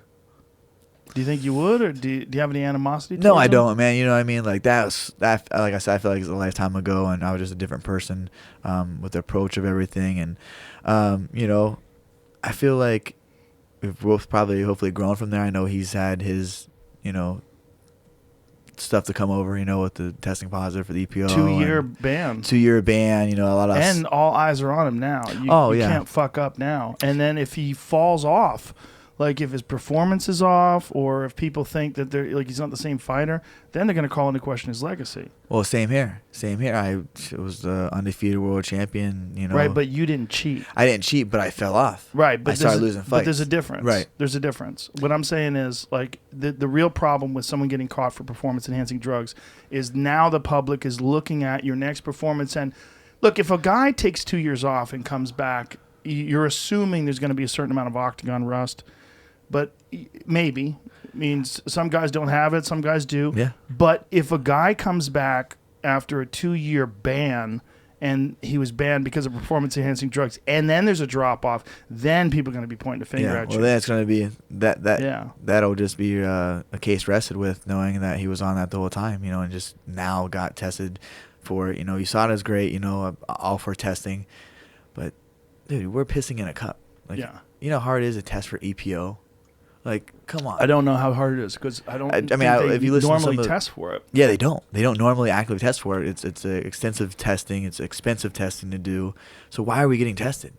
I remember when USADA first came in, we used to get random drug tests, quarterly whereabouts, where address at, 365, 20, like they would come in the morning, they would come in Sundays, afternoons, like just sporadic to try to catch people, which I'm all for. They used to bring a phlebotomist, would take blood. And I was like, oh, this is awesome. We're doing urine and blood. And then it stopped with the phlebotomist coming and giving the blood. It was just urine. I'm like, how easy is this to just... Is it? Because they keep catching people. You got to think, man, if you have I don't know, this is my theory. If you have a doctor you're good friends with, and you give him, like, here's $100,000 to help me get this test and check my levels and know that I got to peak at this or I have to be off it at this time, you don't think a doctor's out there in the world that's going to help? Well, listen, there's a guy on YouTube. His name's Derek, and he's got a YouTube channel called More Plates, More Dates. And he's a chemist and is like involved in bodybuilding, but he talks openly about the benefits of performance enhancing drugs, whether or not people are natural or not, how people are getting caught. And he has this thing on Paulo Costa, what he thinks Paulo Costa's on. He gets into that, and he also gets into John Jones and what he thinks was happening and why he thinks that there's giant flaws in the USADA testing protocol. But this guy is super informed. To check him out. Very, very intelligent. And I sent it to Shab. I go, dude, watch this video. This is fucking crazy. Because he details all the stuff that you can do to skirt the USADA protocols. I bet. And it's pretty weird. Like, I thought it was locked up. I thought, like, there's no way to cheat now. And he's like, no, you fucking 100% for sure can still cheat. Right. And USADA didn't even catch TJ. It was the New York Athletic Commission that really popped him. Was it? USADA. Yes, it was the New York Athletic Commission. So they tested him for EPO. They tested him for EPO. No kidding. Blood test. I didn't even get tested in my last fight. At all? Dude, they said USADA's coming. We're going to test you the fight of the week. Never once. I got tested from the Athletic Commission. I'm pretty sure I did blood after and a urine, but I didn't test it from USADA. So why do we have to do these whereabouts where we're like, man, sometimes if I didn't log in and say I'm out here and give an address where I'm staying at, they show up to my house, that's a failed, you fail. You get 3 of those and you're out for 3 years. Right. Then how are some Chad, and these guys get these sentences that are 3 years. TJ took EPO and only got 2 years. Well, what did Chad get caught? It was like a peptide for Peptide his... and something. Because he has, what the fuck is it called? The skin... Psoriasis. Psoriasis. Right. Wasn't it for something psoriasis? tied like that, I'm pretty sure. I didn't really, I felt like that was what he said. He used a peptide cream. But if that was the case, then why did he get 3 years? So TJ willingly knew that he was doing EPO. The only way to do EPO is inject it into yourself. Yeah. Well, and he got a 2-year sentence. Chad didn't, Chad was kind of thinking about moving on anyway, right? Right, so he probably just like, fuck it. Yeah, I mean, he's got that guide service, Fins and Feathers, doing great. Amazing, yeah. He's got his meals. What is the name of his company again? Go to find out what Chad Mendez's meal company, too. Because he sent me some of it, and it's really fucking good, and it's real healthy. Like a lot of those backpacking meals, they're not that good. They don't taste that good, and they're not designed for athletes. Army food from years ago. You fart like crazy, dude. Well, thanks, Chad. Thanks for sending me some. Not his stuff, but some of his stuff is really good. But I've had some of the other stuff, and like you just your body's like, what is this? Get this out of me. And just you're out there hunting and blasting horrible farts, and the There's animals, no elks or deer coming. Like the animals like, no, son. Yep, I'm out They're of here. downwind of that. They're gonna know Joe's something's back. up. Joe's trying his storage refrigerator. Oh, he had that fettuccine from that bag. Because you take those things and they're freeze dried, and then you add water to them. They're dehydrated. Yes, that's it. Oh, wow. Peak Refuel. Elk Ragu pasta. His stuff is phenomenal. Chad, I never seen Chad this. Mendez, that's his shit. Yeah, and he's always working on it. He posted on his Instagram. That's, in my opinion, that's the best out of those backpacking, camping, hunting meals. That is he freeze dried? Is that what he does? See what it says, like whether it's dehydrated or freeze. It says freeze dried. Yeah, it says there. Awesome. Hashtag. It's phenomenal. Yeah, phenomenal stuff. Yeah, that'd be great. Yeah, because he's an athlete. He knows the right foods to put in your body. Right. And he eats really clean. I think he fought Connor. He was in New Zealand for like a 16-day exploration with his father, hunting and hiking, and they're like, "Oh, I'm gonna fight Connor," and comes back and Chad's one of those guys that's been an athlete his whole entire life. I mean, just a fucking animal. This dude will come out of being out of the gym for 2 months and just look insane on the mitts, sparring, wrestling. He would be giving me some of my hardest rounds because he's just so explosive, fast, technical, and just built like a fucking turtle, dude, to get in on him, man. Like, you get starting those bad positions, and he just did he did a submission wrestling tournament with Jeff Glover, choked him out. Choked him out, which is crazy. There he is. Look at him. Just an animal, a great guy too. Yeah, no, he's awesome. I love that guy. Yeah, I actually just spoke to him prior to coming out here. He hit me up about doing some kind of podcast with his buddy. And he's like, "Man, I miss you." I was like, "Miss you too, man." And he's like, he goes, "I just don't miss getting hit by you." I'm like, well, "Me neither. I don't miss having to go rounds with you, brother." Like, thank you. But I did miss training with him. Is he still in that area, the Sacramento area? Yeah, I think he's in the Auburn area. Because he travels so much for his guide service. He likes to be out. People. He likes to be in the country. Just Well, he's always taking people, like, I've seen him, he's got on his Instagram taking people tuna fishing. Yeah. He's taking people like bird hunting. He's always running these guys. I actually ran into him at one of those outdoor expos. Oh, wow. I was there with my buddy Cam Haynes, and we're walking, and I just run. I go, "Chad, what are you doing here?" And he's like, "Oh, I've got my guide service, and I'm signing people up for it." I'm like, "That is fucking cool." And this was while his career was in full bloom. Yeah, he started doing that. Yeah, it was great, looking for... And he always said, like, he made fighting fun. You know what I mean? He would come and do a 6-week camp and go on there and give it them all and train his ass off. And he'd always say that, he fights to fund his hunting. And now he's that was his goals. He was happy with what he was able to do. And he's selling out like crazy too. Yeah. His camps or all of his different hunting camps he's got. They're selling out like crazy. It's awesome. And then Clay Guida's doing the Thrills with Gills, the fishing. He's always like, "Dude, let's go fishing, man." Thrills with Gills. Yeah, Thrills. I think that's what it's called. How fucking good did Clay look? Beats Michael Johnson. Scared me. I was I watched it with Chris and my brother. I'm like, man, I'm nervous. I get nervous for my boys to fight, And you see him in the gym, and he's just a fucking gamer, dude. He'll forever. go in there he had Michael Johnson hurt. I'm like, wow. I'm like, you did really well in that fight, And Johnson's a slick southpaw. Johnson knocked out Dustin Poirier with one punch. Exactly. And Johnson's a beast. Yeah, he's had over 20 fights in the UFC. Like, that guy's not an easy win. No. But Clay's there still hammering. And then even while he's getting his hand raised, he's bouncing around like he can't stop moving. Yeah, I see him in the morning. I usually get there in the morning too early, and he's like, "Oh, I'm just running." I'm like, oh, cool. You going to practice? Like, yeah, I usually just run, probably 5 miles a day before practice, and he's just always going. Like, No, he's in phenomenal shape. It's crazy. It's absolutely and, crazy. And the guy's still around. I mean, go back to his fight with Diego Sanchez, which was like one of the craziest fucking wars I've ever seen in my life. It's just some people can take damage and not. It's his mind. Yeah, I mean, just For like you can sure. take damage, and like some people get knocked out and they're fucked up forever on it, or they're slur their words or punch drunk. Like this guy, he's articulate, he speaks well, got the good hair. I mean, that hair is holding on. It's holding on, dude. It's there, but it's like He's got a man bun. Yeah, he's man bun. He's trying to throw some shit over here. He's but, a wild dude. Yeah, he's great. He's a great guy. So what is good he, energies out there? Does man. he have like a fishing service? Is Pretty that what sure. he's doing? Yeah, he's always asked me to go and do it. And I'm just like, I don't know if I want to be out in the cold ocean fucking fishing. Last time I did that, I went open sea fishing. Danny is really big into fishing. Is he? My wife, and she's loves fishing. And I went out the first time open sea at Dana Point, and we caught a black sea bass. Dude, I was so sick on that.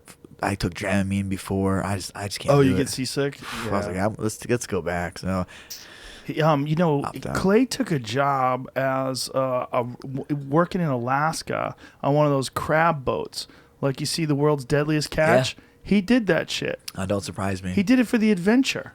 Oh yeah, I remember him speaking about that because we had a couple friends come from Alaska. My buddy's actually stationed up there. Deadliest Catch is a crazy show because Holy shit. they lose people on that show. Like people die on that show All the time, yeah.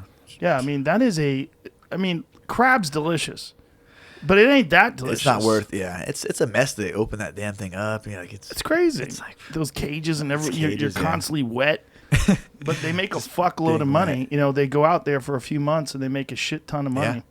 Yeah, it's true. I mean, Clay to go out there and just do that for fun, that just speaks of the kind of character he is. He's always looking for those kind of thrills, and he's the guy. Like when he comes to camp, I love it because he's got a good playlist. He puts the phone jack in. He got. Oh yeah, what does he got? Let me guess. Classic rock. Yep. Yeah, and it's like honestly, like, when you don't hear that for a while, we're all listening to rap, and when Clay comes in, DJ Clay, it's like, wow, it's like this is some shit, man. Like this is taking me back. Yeah, some Red Hot Chili Peppers in there. Oh, some there mixed you go. Grateful Dead. Nice. Van Halen. It's just it's great to have him in there and just learn from him. He's been all over, and he's been with us for quite some time now, and to see him adapt and evolve himself later on in his career. We just have good energies, and like I said, alpha male, and then it seemed like Team it was Jersey. a great fit for him coming to you guys. Yeah, it's crazy. Them guys, fought each other, Chad and Clay, and there's so much alike. You know what I mean? Like I remember Chad saying, like, man, I don't really have to fight Clay. We look up to him. Like things like that. So there are fights that you can go into and just be like, all right, a lot of the guys join the gyms now. Does he still live in the tour bus? I think he, we just spoke about that because I was talking about doing like a Sprinter van, and me and Chris want to go and start doing seminars at gyms and around, just kind of, showing our martial arts and sharing with people and helping them out, and obviously go and see in the world once, COVID opens up. And he was talking about how he had that big RV and he used to drive everywhere, and he's like, well, I think I'm going to sell it, man, just and downsize to like something like that because you're falling asleep at the wheel, you can just pull over, things like that. So he said it's just safer. Yeah. So what's best about that? You can just pull it over when you start getting tired. So right. Well, he was living out of that thing and going from camp to camp in it, and he would drive it to his fights. Florida, his family, his father and his mother live in Florida, so he's always road tripping and fishing and. Just living life, man. Like I learned a lot from that. Like I was so just like, I can't do this, I can't do that. I'm just stuck to this training. But you have to break it up. You have to break it up. You have to enjoy. I think that you enjoy your wins. You enjoy, that time in between camps because, the window shuts all the time. There's only a certain amount of time and fights that we have left in our career. To why be so stressed out and fighting is anxious. The whole thing. Once you get that fight signed, you kind of walk on eggshells. Like I don't want to get sick. I don't want to get hurt. Right. You don't have to. The worst thing to do is pull out of a fight. You know what I mean? You're motivated. You're hungry. You're training hard. You're going to make some money. You're going to hopefully level up in your life and your career. That's what the opportunity is that is given each fight. Do you have hobbies outside of fighting? Oh man, hobbies. Obviously not. I was thinking some shit like that. Because it would be like right there. Yeah, dude, I just like to train, man. I like to train. Like, do you think you'll cycling. be a coach when you're done?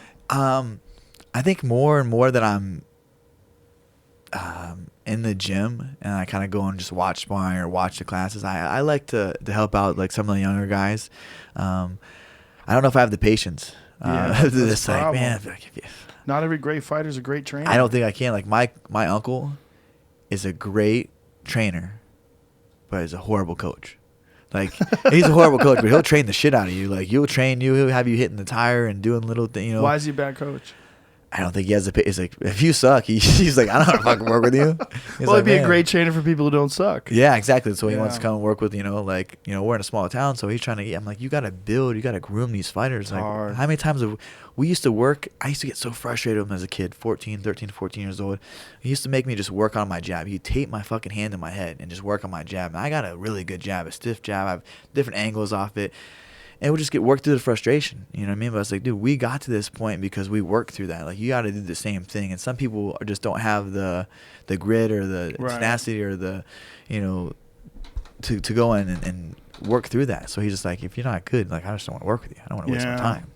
It's so interesting how many different approaches there are to training and how many different trainers have like different philosophies and different styles, and you see it sort of you see the different styles in the camps because you see how different groups of people have sort of. You remember like the old shoot the box camp?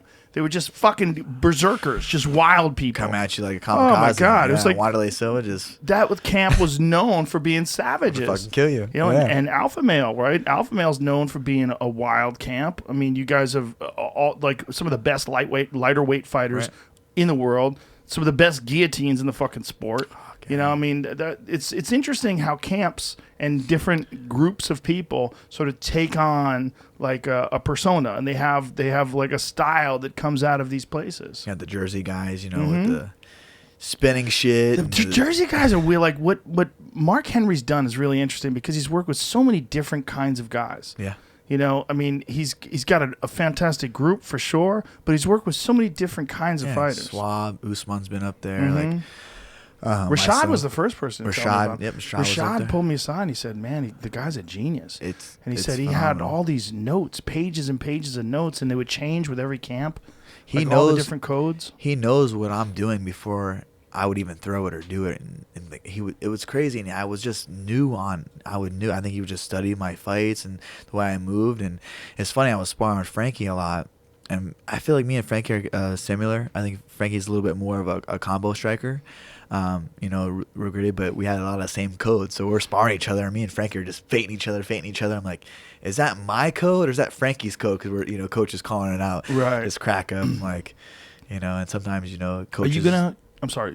Are you gonna go with him for your next camp? Oh, for sure. Yeah. We talked about. I just was like waiting to go out there. Frankie had a big fight coming up. This previous weekend, and some of the Timur, another Russian. Was that guy. hard for you to watch that one? Oh my God, I was heartbroken. Sandhagen is a motherfucker, man. He's good. I remember Sandhagen coming out to Alpha Male when TJ fought Brow the first time, and I was like, yeah, this kid's tough, He brought him in as a training partner with Dwayne and Sean McFadden and those guys, the Colorado connection. I knew that kid was tough. I think what he went through with the auto fight kind of lit a fire under him. Like, fuck this, I'm not gonna let that happen again. Same thing with me. It just took me a little bit longer to get it turned around. Well, Aljamain is a monster on the ground. He's a monster. He's Matt Serra trained, Renzo Gracie black belt. Right.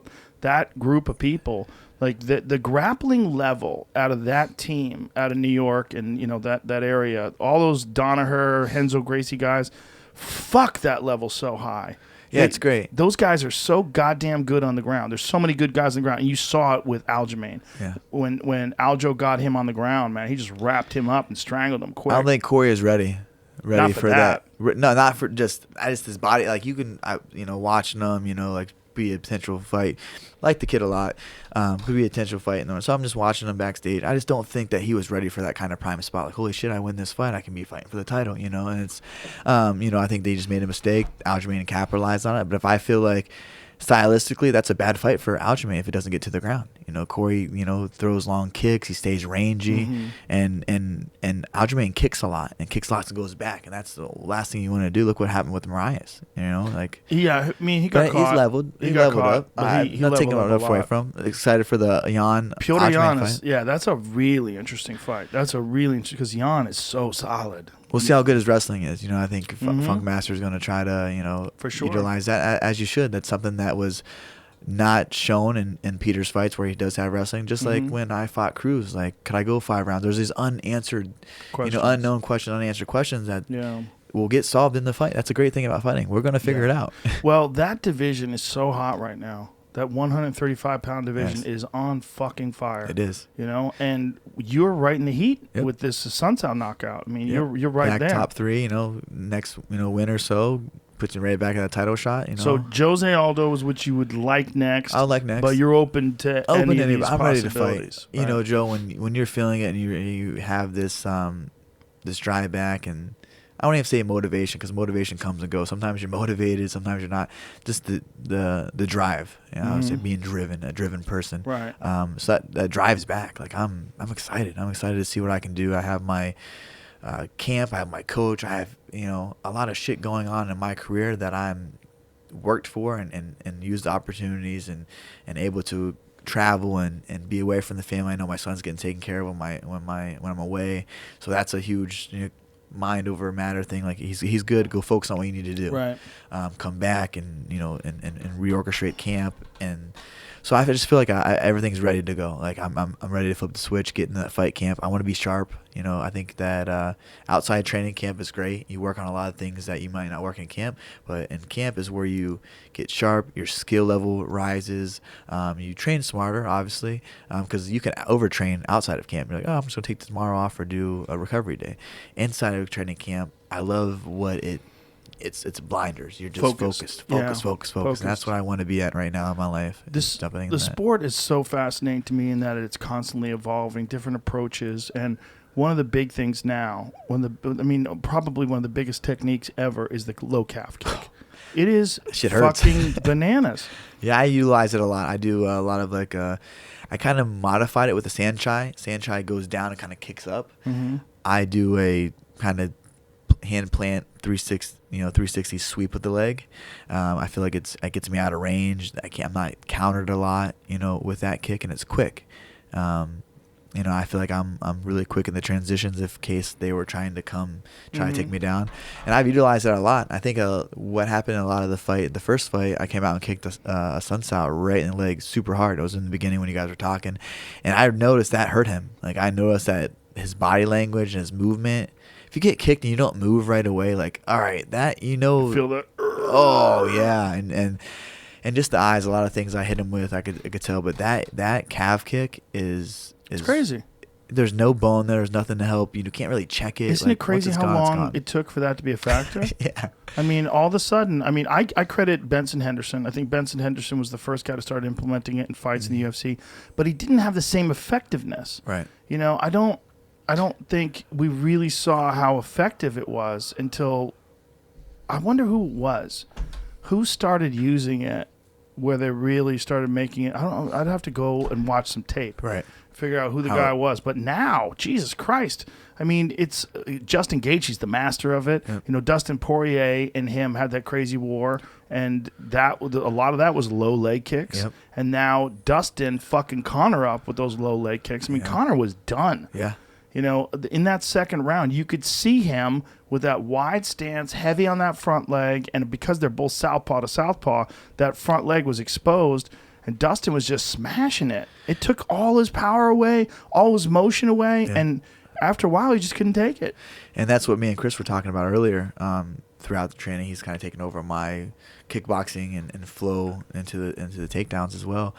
Working from both stances. There's might be your leg might get chopped up, or you're gonna have to fight southpaw. And I feel like I'm adapting very well speed, kicks, combos with both sides. That's so important. I so think. important, and I think that's where the fighting's going. You're gonna have to fight both styles because there's gonna be some those Well, I know calf kicks. You're a boxing fan, Right. and Terrence Crawford's the best in the world at that shit. You get used to him facing you in an orthodox stance, and all of a sudden, boop, he's a southpaw. It's like this mother- he's like- and everything's backwards, and he's lighting you up. He wakes up and he's like, "That's my title fight." He's like, "I'm gonna flip a coin. I'm gonna fight southpaw today." That was I'm like, Marvin fucking Hagler too. awesome, When yeah. Marvin Hagler was in his prime, he could fight from any stance. That was one of the beautiful things about his style. Yeah. It's like he could do whatever the fuck he wanted to, and that's Different such an advantage. Especially switch stance when you have on that attack and you have an angle so far deep that they have to really, and that's what's great about MMA. It's boxing, it's kickboxing angle, it's takedowns, you know. So you get those angles, you get those people running from those certain ones. You switch stance and you come with the same side kick. They're out of position. It's blinding. Also, one of the things that they've shown in studies when they've done athletic skill is that practicing with your non-dominant hand makes your dominant hand better. Yeah. Because you're more aware of like what's off about that side, and as you're drilling and you're really focusing, it's almost like Body mechanics, right? yeah. If you like I'm sure you see that with Holdsworth or with anybody who teaches. When people teach, there's something about teaching. I remember at Your level's higher. Yeah, guys I would train with these guys, and then they would quit their job and start teaching. They got better. And they would be way better. All of a sudden, they were fucking me up. I was like, Grips, "What are you doing?" yeah, like they just because smallest they're things. constantly focused on it. And the finer details. Yeah, constantly. definitely. So you're kind of doing that when you switch stances. Definitely. Because when you switch stances and you're throwing a straight left, you're like, oh, okay, this feels weird. weird. Like, this is just automatic, but this is like... head off, you're making Yeah. sure, like, and then now you go in the right head or your head. Yeah, head's then you off, go to the like, right-hand side where you're... and now all of a sudden it's just locked in. So yeah. they say that with everything. When you practice with your non-dominant hand, it makes your dominant skill better. Your dominant hand skill I should better. honestly probably be a southpaw fighter. Really? I wrestle with my right foot forward, but I fight with my left foot. So all my shots come from my right side, I remember Matt Hughes did that a lot. Right. He would, because he was a right-handed fighter. which is as well. great. Sometimes if I love my right hand. Mm-hmm. I trust in it. I believe in it. If I'm throwing a right hand that's a little out of range, I get overcompensated. My feet are under me. I can roll right into southpaw. Boom, takedown. That's what happened with Cruz. Right. I backed up. I was like, oh shit, I'm southpaw with the right. Boom, double leg open. Well, you know, It's hard to take down. Dustin Poirier is right-handed as well. Okay. And Dustin will fight with his right hand forward most of the time. Oh, yeah. But, you know, Daniel Cormier has a great series that he does on ESPN called Detail. And in that, he broke down, in this most recent episode, he broke down Dustin knocking out Conor. It's a phenomenal breakdown. Yeah, check that out. Yeah. And he Love DC. discusses how you could see when he's got a fighter hurt, what's the hand he switches. And he switched to orthodox and blasted him with the right hand when he had Orthodox him hurt. inside shot. And that's another thing going back to Coach Mark. He watched all my footage of my fights. He goes, all your knockouts were inside shots. You don't have to wind up. You Right. don't have to. It was insides. Catching here inside. Right. Inside hook, rolling it on Almeida. And by the time I rolled off my right hand, it was inside hook. Right inside hook. I rolled out. He was already falling to the ground. Followed up. It was over with. Well, the Inside Almeida shots. fight was so impressive because Almeida was on a tear, and you guys were both. It was like a collision course. You know, Almeida was Who's this the guy. next? Yeah. He was this guy that was fucking people up, man. He had a really bright future. Get knockout bonuses. I'm sitting there broke as hell trying to get a fight. I'm like, man, $50 going into that fight week. And I was like, man, I know I win this fight. It's going to change my life. And sure as shit as it did. You know what I mean? Obviously, you know, Yeah. fights. But every fight's your biggest fight. You know, that's the most money I won. I want a knockout bonus. Got to go see Dana and Lorenzo in the headquarters. Like, hey, what do you guys want? You know, like, we want to help you out. What's your next fight? I'm like, I just want to stay busy, stay active, you know? You know what's interesting to me is how fucking good Max Holloway is, and how Max Holloway is training on Hawaii. Like the thought has always been you have to go to this big camp, you have to go somewhere else, and that's how you get better. But meanwhile, Max Holloway puts in one of the performances of the decade God, against Calvin Dude, Kattar. Calvin's a fucking gangster. He's dude. a gangster. I was so excited for that fight because Calvin and the Boston and Massachusetts and what they got going over there, striking is phenomenal. Like He's got some of the best he boxing in popped- the sport. for sure, 100%. And The Ricardo Lamas fight is a perfect example of that. dude, he was popping, hitting his shots, getting out of range, coming back with combos. Like, man, that's hard to hit. And then for what happened, what Max was able to do to him, and I think what happened in that first round, he put so much damage on him and hurt him. Like, sometimes it's one shot and you can be on autopilot. You get hit hard, you can be but you're just not firing right. You're taking that damage to the brain. That was another fight where Max didn't spar at all, and he said after the second Volkanovski fight, he didn't do any sparring after fights or in camp rather. All of his training is just movement and training for endurance and training for, he's doing drills and he's hitting pads. But he said he's That's like, I don't need to take any big shots. There's no need to do similar that. to what I am doing. Like, it's not realistic. We're gonna get boxing gloves on, shin pads.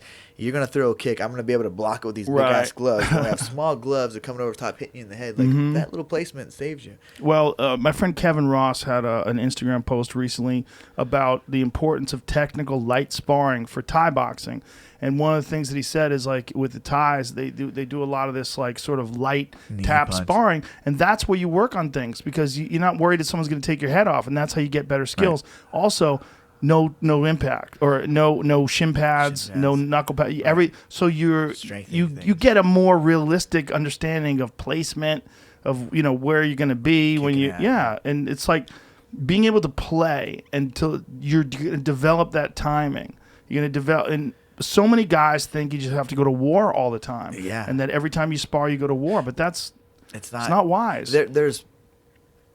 There is times to do that. I think but smart doing like not going to go in there and just working. What did you get out of sparring? Like, I just went and fought. Like, but what did you take away from sparring? Yeah, you might have won, but what did you work on? You went in there and brawled. Like, that's what we did for so long. Like a technical approach. I think a lot of these young fighters that are coming from wrestling or not a boxing background or striking background, they need to get in there to know what a fist fight feels like. Some of these wrestlers, I'm so surprised. I'm like, they've never been in a fist fight in their life. I'm like, some of these fighters. I talked to Lance, my buddy's Lance, since I was a kid, and he never really punched someone in the face until he was a professional fighter. You know what I mean? In a fight, his first professional fight. I'm like, you never grew up and wanted to fight your brother, got in a fight with your brother. He's like, oh no, never. Never in a wrestling room. Like I've fought so many times. Well, it didn't hold him back.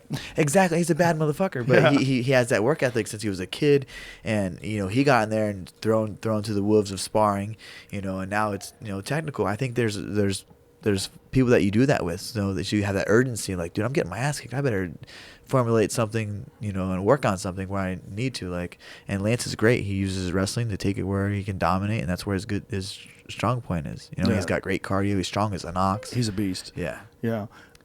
When you look at your career, you were saying that you were thinking about life in 5-year increments. Yeah. Is that when do you think at 5 years you'll be 34?